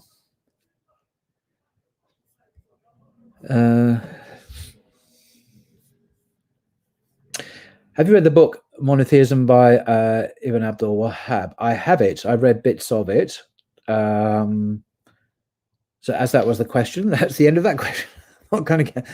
There's a lot one could say about that guy, and I'm not going to get into it here, but I think I'm certainly open to the view that he has been quite seriously misunderstood by many people as being this kind of evil sheikh. I don't think he was, but I don't have enough knowledge yet to form a clear view, but I'm certainly prepared to believe that he has been unfairly judged by many people in the West. Oh, this is an interesting question. Would you ever invite Jay Smith? No. Here's a man. I mean, you can see that it's on YouTube. He went to Speaker's Corner. He liked when he's now back in the States. He's an American guy. He's now retired. Well, he wasn't retired. He's now living back in America because his wife wants to go back home. You see, he came to Speaker's Corner. I've seen him 100 times there, and on one occasion you can see it on YouTube. He complained because he lives in Harrow, which is a London borough in northwest London here, that he couldn't buy his precious ham in the whole borough because of the Muslims. The Muslims had stopped him purchasing ham. Yeah. So I actually heard him say this, and I thought, I'm going to investigate this. So I did, and I rang up the local main superstores in Harrow, like Tesco's and Morrison's and whatnot, feeling like a complete idiot because I knew what the answer would be, but I thought I must do this for the record. So I rang up, and I remember calling Tesco, the big department store in Harrow that sells food. Do you sell pork products? Yes, we do. We have a big range. We have this, this, this, this, and this. Oh, really? What a surprise. Thank you so much. So I went back the following week and I challenged him on this and said, look, what you're saying is false. Muslims haven't stopped you eating anything. Why are you lying? And you can see what happened on YouTube. You know, he grinned like some kind of, well, you can see how he responded. But why does this matter, this trivial thing about pork? The point is this, that Jay Smith, within his own little world, is an influencer. He has some persuasive power. He influences how people think. And his persistent demonizing of Muslims, lying basically about Muslims and Islam, stirs up hatred and enmity between that group of Christians who become more and more extreme. And in this world where we need bridges more than we need conflict, as we can see, his contribution is really not welcome. And his lies about Muslims and Islam are well documented. And he's been refuted numerous times by many people. But the video that captured me calling him out was great, because the person who did the video had last week where he said, look at the Muslims, they're stopping me eating my favorite pork. And then the following week, when I challenge him and say, look, it's not true, I called this department store and that department store on Station Road in Harrow, if you know the borough, it's one of the main roads there, they sell pork. So why are you lying? Because you're stirring up hatred. He's a hate preacher. So would I have a hate preacher on my show? No. Why would I have a hate preacher on my show? It would lower the tone considerably. And I don't think anyway. Enough said about him.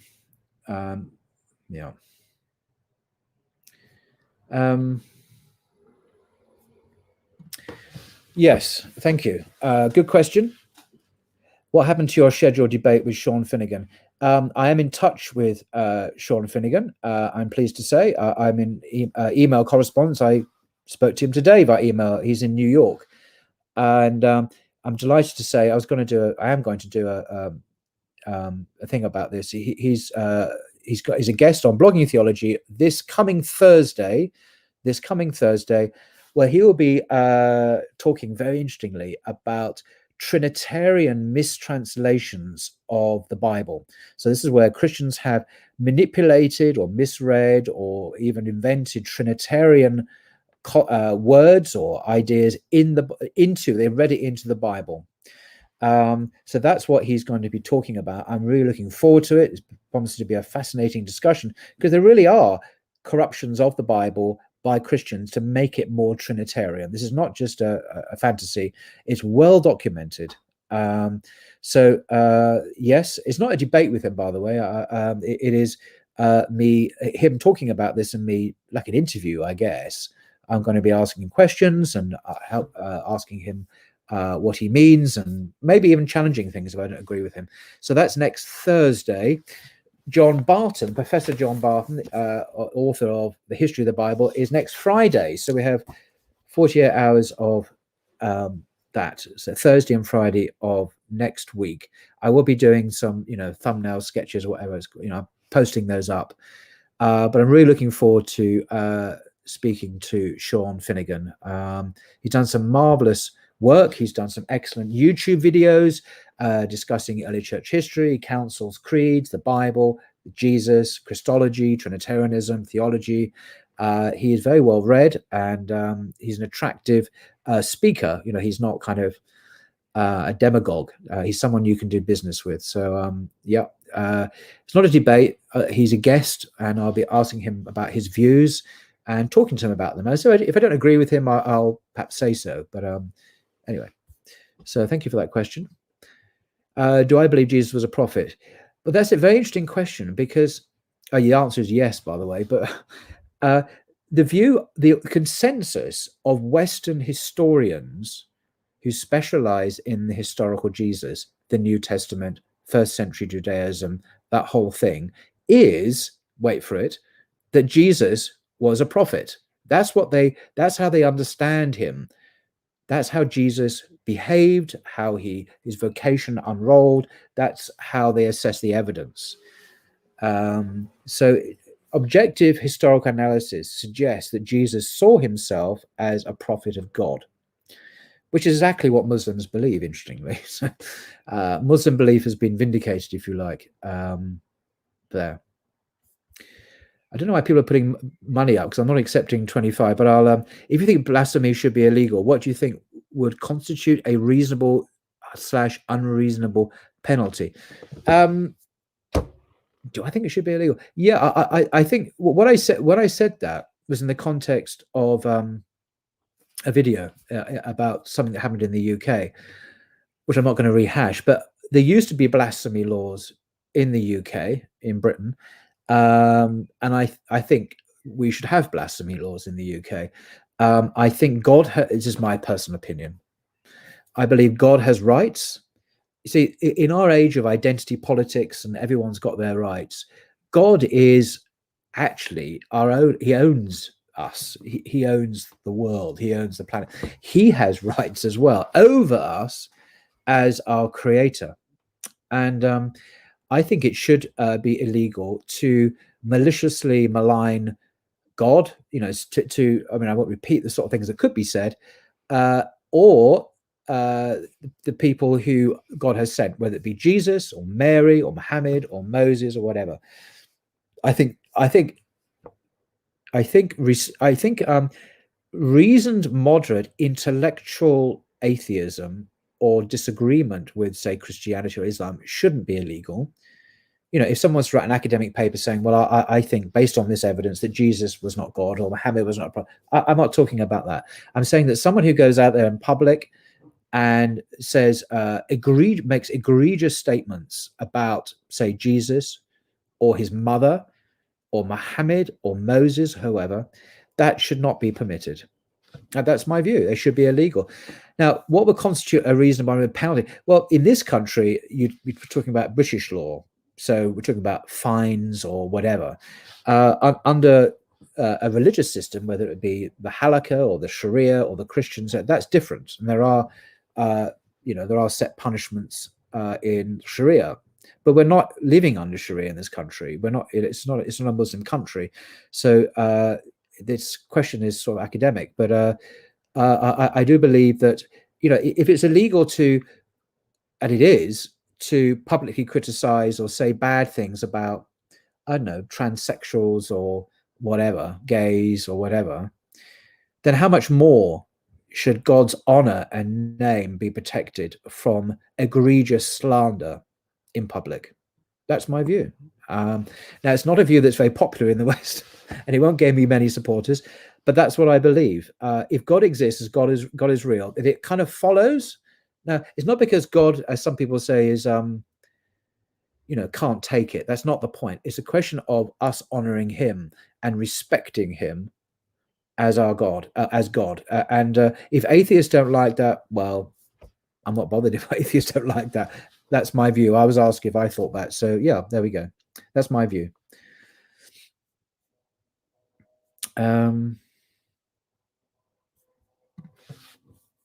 Do you think that the powers that be, even the supposedly secular, actually subscribe to end times prophecies, eschatology? Well, who are the powers that be? I don't know. If you mean the powers that be, the head of the police, the head of the head of security services, Boris Johnson, I don't know, no idea. But there's important, but it's actually a good question, because there have been, for example, United States presidents in the 20th century who have taken end times prophecies, eschatology, the biblical stories, the book of Revelation, very seriously.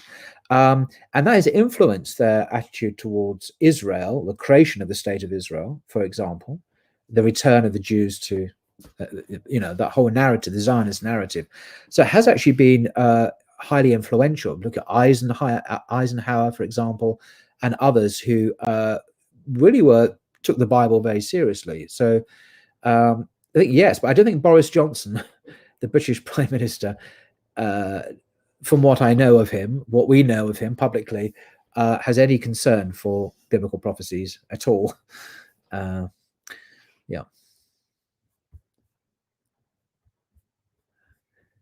A lot of these questions I don't actually understand, to be honest. Looking through the questions.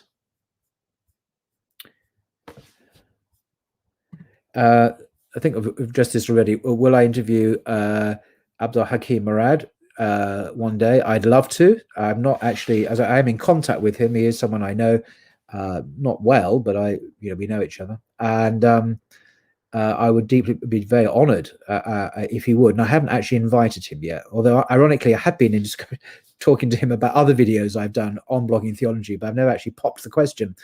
So I'm in no rush to invite him, because he is such. I have such reverence for him in many ways that I almost feel a bit embarrassed and shy about inviting him, to be honest. But one day, God willing, I will not just invite him, but he will come on. And I'm not sure I'll be interviewing him. I don't know what the circumstances would be. We'll see.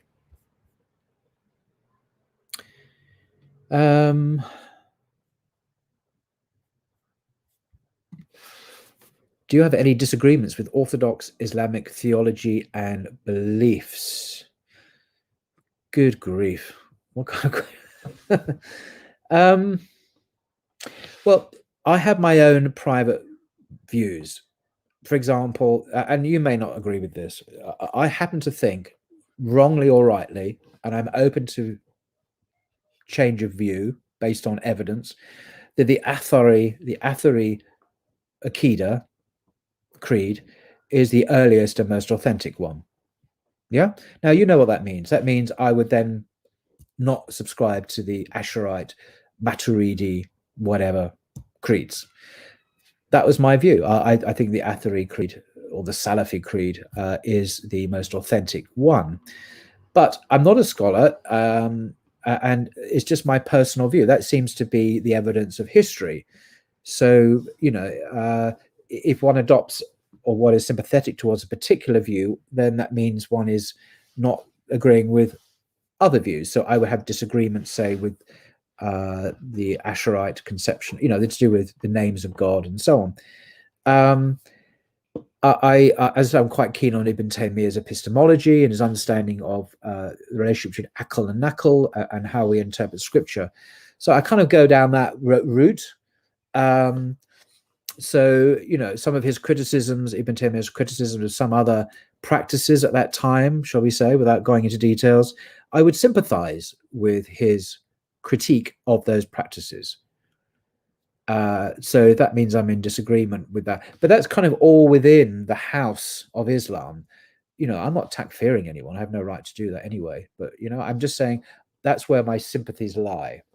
But the Asharite is very close to the Athari creed in many ways. I mean, in the bigger picture, they're very close. So we're not dealing with huge issues, in my view, here particularly. And I think the issues today are not so much about, and this is just my view, but about the names of the attributes of God and how we understand those, or do we take the descriptions of God in the Quran literally, or about God's hand and God's above the throne.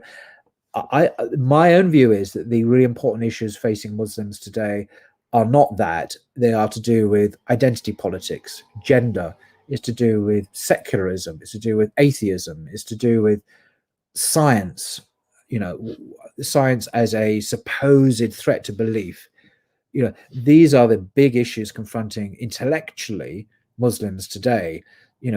Is the democratic system of government halal or is it haram?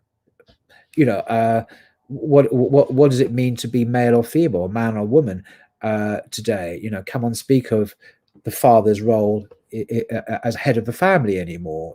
Feminism. These are the challenges, many of them, which are impacting on the Muslim world. And so these other disputes from the 8th, 9th, 10th, 11th centuries are there. I mean, they're real. I'm not saying they're not real, but I think there are new issues on the block which are confronting everyone, not just Muslims, but traditional Christians, Orthodox Jews, people of traditional morality. They're impacting many of us.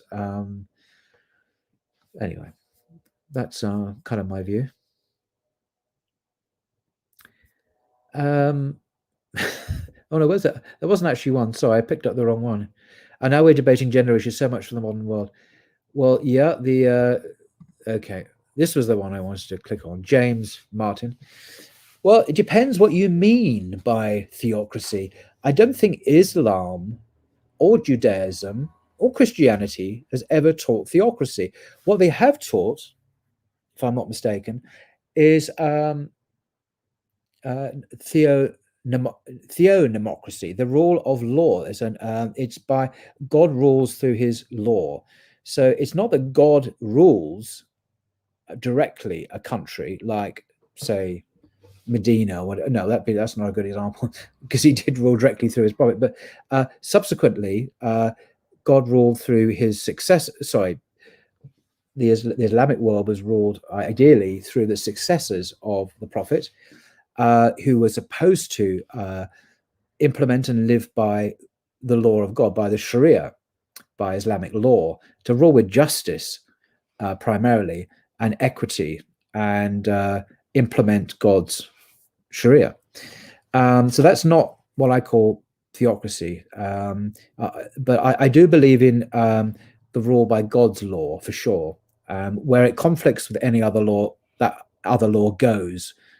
So I just do, because it seems to me the coherent position. If you believe in God, if you believe in the God of Abraham, then this is not an abstract deity who doesn't interfere or has no interest in our world. He is someone who has revealed ways, the best way to live, the way that gives success in this life and in the life to come. He gave that law code to Moses. He gave it to Muhammad, and so on. So I personally don't believe in secular democracy at all. I think it's a severe mistake, because we don't know how to govern ourselves, as we can see. We need a better way. And when God is supposed to guide us in our lives, in our society, as a nation, as a people, as a country, not the opinions, the ever-changing and shifting opinions of the masses as they change every year under the influence of the media and corporations and the government. This is no way to run a mature human community, in my view. I think we're completely off the rails, and that's why people like Rene, Gaynor, and others are so relevant, because they call us back to that traditional understanding of how to govern ourselves. That's my view, anyway.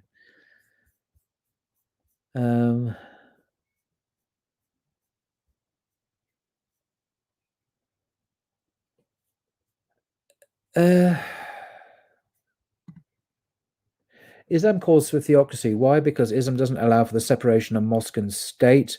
That is, well, as I say, do you remember what I said? Depends what you mean. For me, theocracy, just take the word literally. Theo means God. It's the Greek word for God. Ocracy is rulership, if you like. As a democracy, it's how a society is ruled. I don't believe the Muslims believe that God should rule directly. He has given us, given Muslims a way, a sure way to live their lives. Say, for example, interest is prohibited in a Muslim society because, well, for various reasons.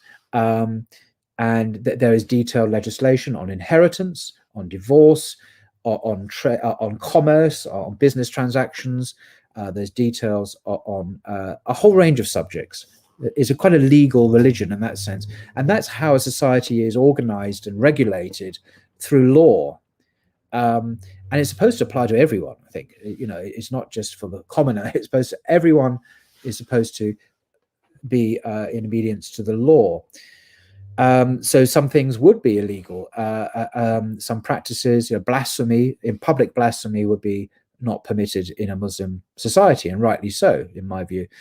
Theocracy is where God rules directly. So, like how God is portrayed in some places in the Bible.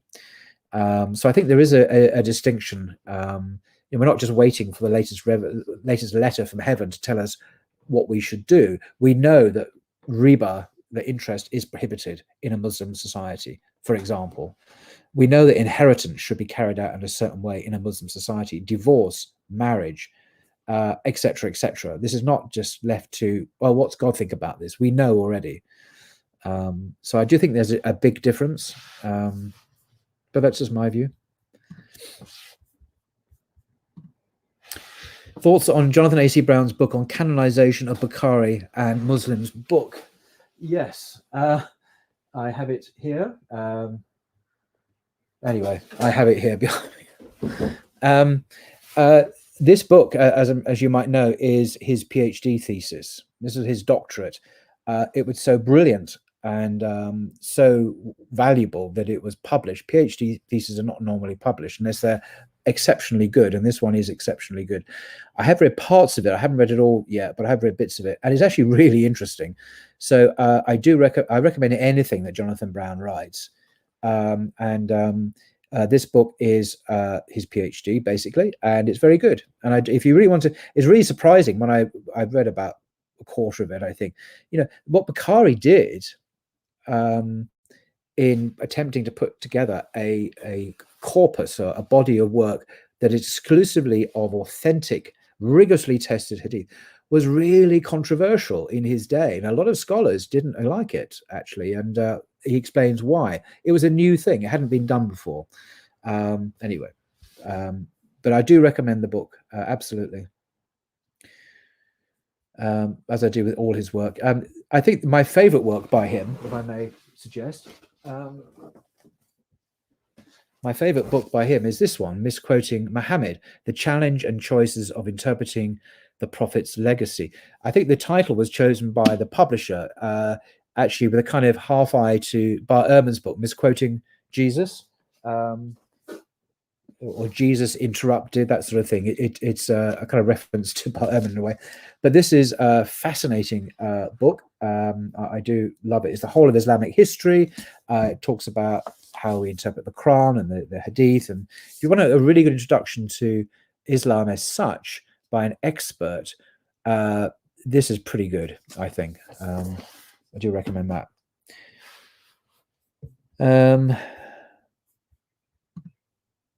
Islam would not have survived if not for the apostasy laws. Depends what you mean, really. Islam's been around for 1,400 years. It's nearly 2 billion followers on Earth at the moment. I don't have a problem with the apostasy laws myself, but that's a different subject. Jonathan Brown discusses the apostasy laws in a modern context very interestingly in his book, and I do recommend that book for further discussion. But in principle, apostasy is one of the worst. Anyway, that's a different subject, but it's meant to protect people basically from beliefs and ways of living which ultimately harm people and will lead to hell if people aren't warned about these things. But that's a different subject. I don't know what to do now. What was that about Fitra and Ibn Taymiyyah? That looked juicy. Can't find it now. Oh, there we go. Does the concept of Fitra in Ibn Taymiyyah theology include more than the... Yes, very, very good point. Indeed, it does. The Fitra, I'm sure you will know, the Fitra is mentioned in the Quran itself. This is not some idea that Ibn Taymiyyah came up, and in fact, it's a common idea amongst scholars in his day and before that. But what Ibn Taymiyyah did, and this is quite distinctive of him, is he really investigated this concept, he elucidated it and expanded it into more than just a moral compass, as you say, but it's a sense of right and wrong, but an intuition, a sense of God's existence. And he really developed and elaborated this whole concept considerably, much more than anyone else had ever done. And that is particularly interesting that he did this. And indeed, this whole books have been written about this. For example, this book, Ibn Taymiyyah's Theological Ethics by Sophia Vassalou, published by Oxford University Press. She's a senior lecturer at Birmingham University. I don't even think she's a Muslim, but this whole subject of the fitra in Ibn Taymiyyah's thought is of great interest to scholars today because it's such a rich concept and it's so contemporary. Again, so much, this guy died in the 13th century, and he's still proving enormously influential and fascinating to Western academics too. And I can see why. So yeah, you're right, he does. I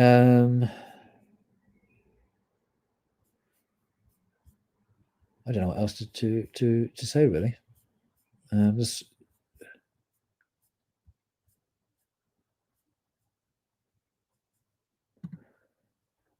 There aren't any apostasy laws. You will not find them in the Quran. Well, that is true. There are no apostasy laws in the Quran, but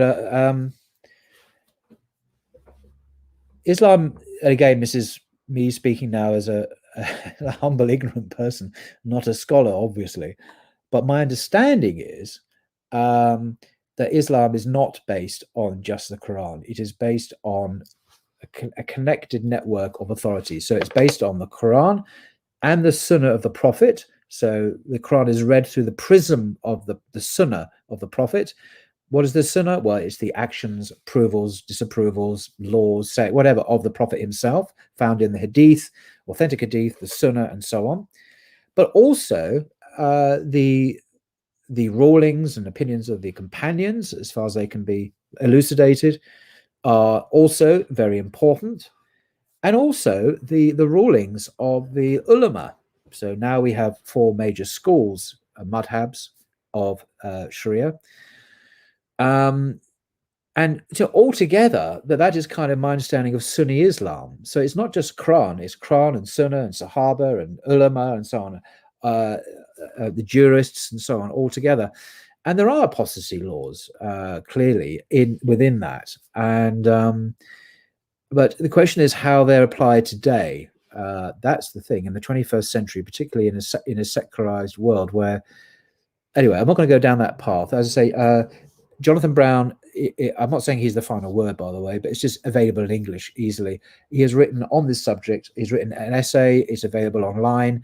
It's good to read it just to get perhaps more acquainted with the issues, whether or not you agree with him.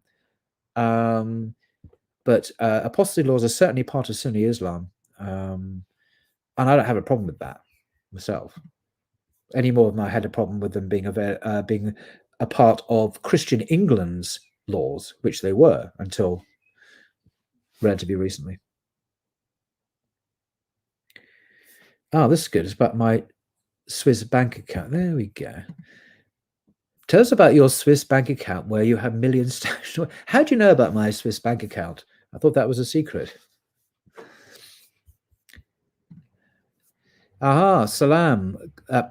Salam. Do you want to come on, sir? Because the brother here is a very knowledgeable brother from the Eastern Seaboard in the US. Do you want to come on and join me for 5 minutes? You're most welcome to, if you want.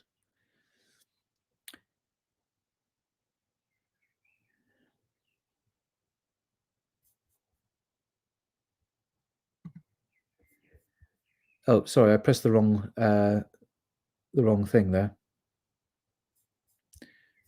So there's so many things. Yeah, apostasy laws equals treason law. Yeah, there is a case to be made for that. That in the pre-modern world, your faith and you're part of a wider community were all kind of together, and if you left the faith community, you were leaving. It was kind of seen like treason in a way, particularly if you went to another religion and which was not part of that host faith.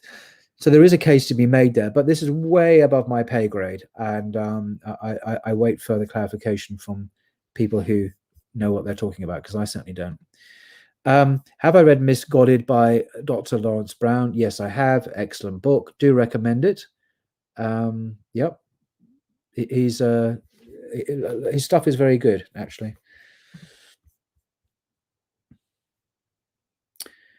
I'm just going to check my phone to see if the good doctor in New York wants to come on or not, because it'd be nice to have him on. Where are we? Oh, there we are. Just texting him. Sorry about this. There we go. This is a good question. How do we know that Islam is true?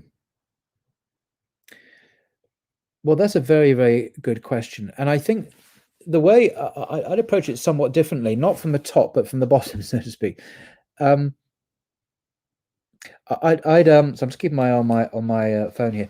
I would ask, does God exist? And what do we mean by God? So what is our concept of God? So do we believe that God is the creator of the heavens and the earth, of us? Do we believe that God is someone who has sent communication, revelation to mankind? And has he sent, Jesus, for example?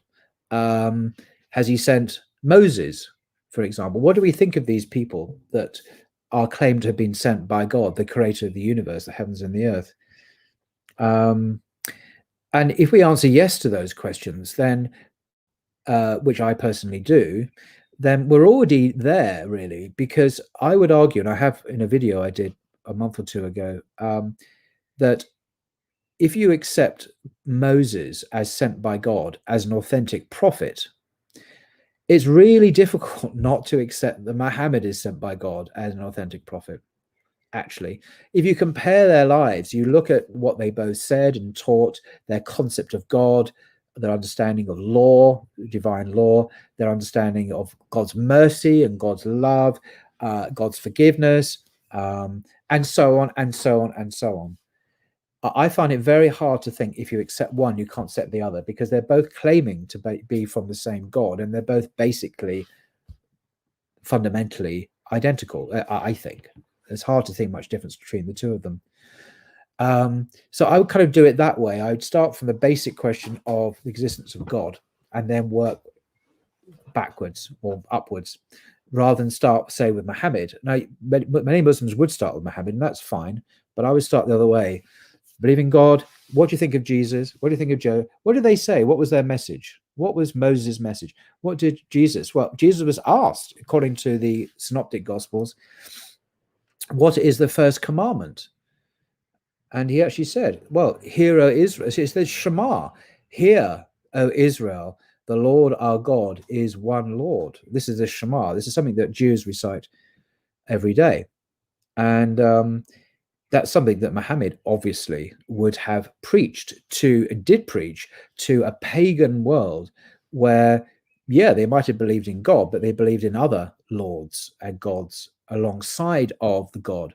Jesus said, hear, O Israel, the Lord our God is one Lord. So the monotheism, Tawhid, is central to Jesus' message, as it was for Moses and as it is for Muhammad. They go together. I don't see how you can separate them out.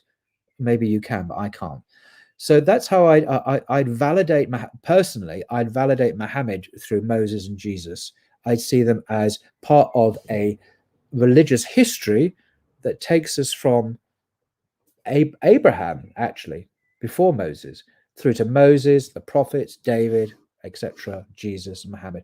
If I see it as part of that organic development, then that's where I end up. And why don't I end up with that? So why can't I also then accept, I don't know, the Mormon prophet, Joseph Smith, or any other prophet? Because once I've established that these individuals are prophets of God, then if you look at the claim of Muhammad, for example, and the Quran says this, that the final perfect statement of what is to be believed and what God's will is has been given to mankind, and there is no further revelation necessary. If another guy says, I agree with these people, then that's fine. But if he then says, now I'm bringing yet more revelation now, which is different from the previous revelation, then we know it's not authentic, So anyway, that's kind of how I do it.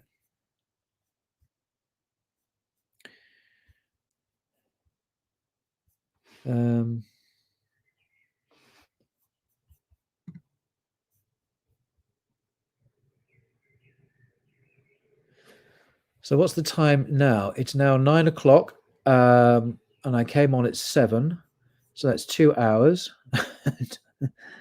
I think I might leave it there actually and have some dinner. Well, I can't resist that one. Is there a possibility for liberal Islam? Depends what you mean by liberal Islam. I'm inclined to think not. If by liberalism or liberal is what is often meant in the West, that is an attempt to incorporate ethics, morality, concepts, worldviews, which are not part of the revelation, be it understood as Quran, Sunnah, Sahaba, whatever, then I think that goes against what the Quran itself says, is that, this day, it says in the Quran, what we have, God has revealed Islam. That's it. It's finished. And Quran, my understanding of Islam is that it is to some extent already a reformation of and a correction of the previous religions that have gone perhaps astray. They've forgotten perhaps parts of the revelation, the Quran accuses the Christians of forgetting part of the revelation, for example.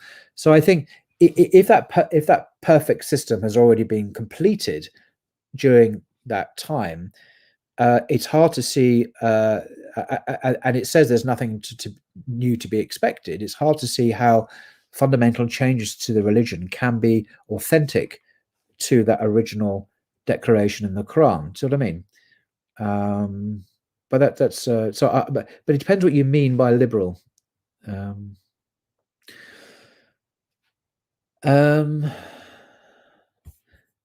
What are my thoughts on the second coming of Christ? Well, I think it should happen soon, and the sooner the better.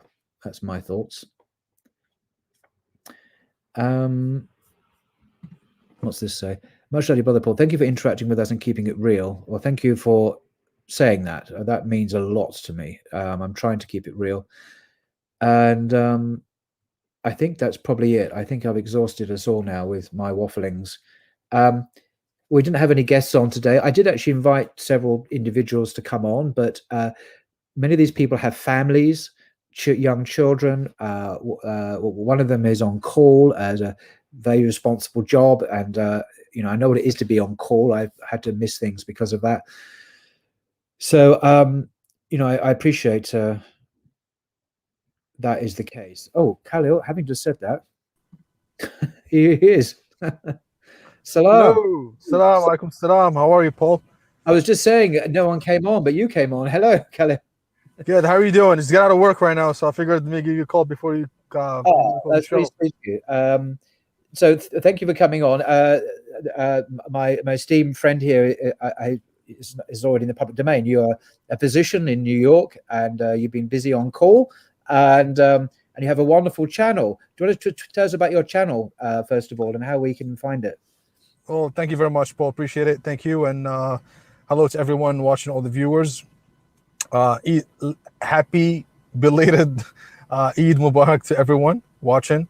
It's been really difficult with what's going on and the issues in Gaza and Palestine. So I've been really out of the loop. I wasn't able to produce any material. It's just been psychologically really disturbing and heavy to deal with. But for people who don't know, I have a channel called Kalamology.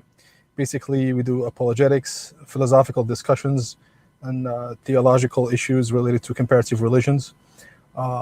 and definitely Black in Theology is something to look up to.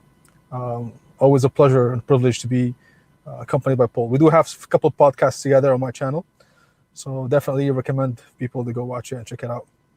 Thank you. Well, I was recommending your channel. That was the point. And yeah, your channel is, in my personal view, underrated, and it needs to have many more subscribers. So do subscribe if you want some quality and occasionally entertaining content as well, actually. But I hope you get back to producing more content in the future when you feel able.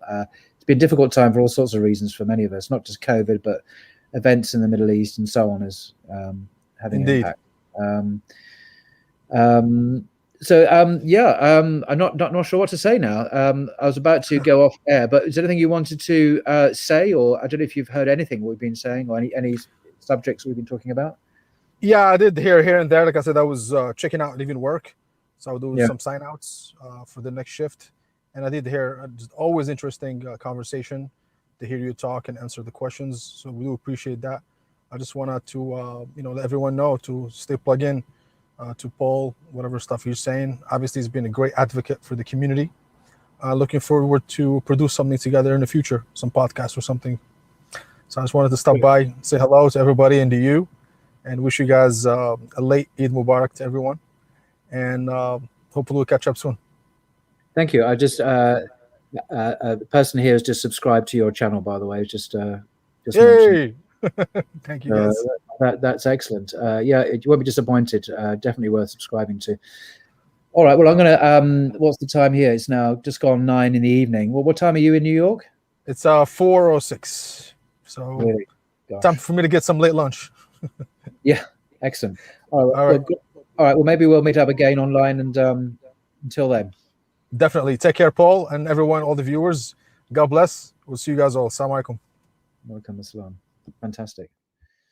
He's a great brother, very bright guy, oodles of potential. He's worth watching, to be honest, for his content and his guests. He has some interesting guests on.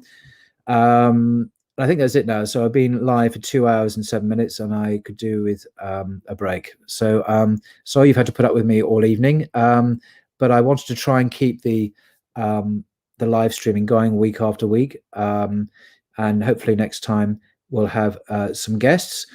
I did try to get some guests on, as you know. Next Thursday, as I say, Professor Sean Finnega will be talking about his views on how Trinitarianism has corrupted the Bible, how Trinitarian translations have been added to the Bible, and we'll talk about that. Fascinating subject. And the day after, Professor John Barton of the University of Oxford, a professor of Holy Scripture, the interpretation of Scripture at Oxford, is one of the world's most distinguished Bible scholars. I'm very humbled that he should, he'll be coming on. And I have 1 or 2 questions for him, as well as the question I always pop to my guests at some point. I guess we'll leave it there. So blessings to you all, and until next time.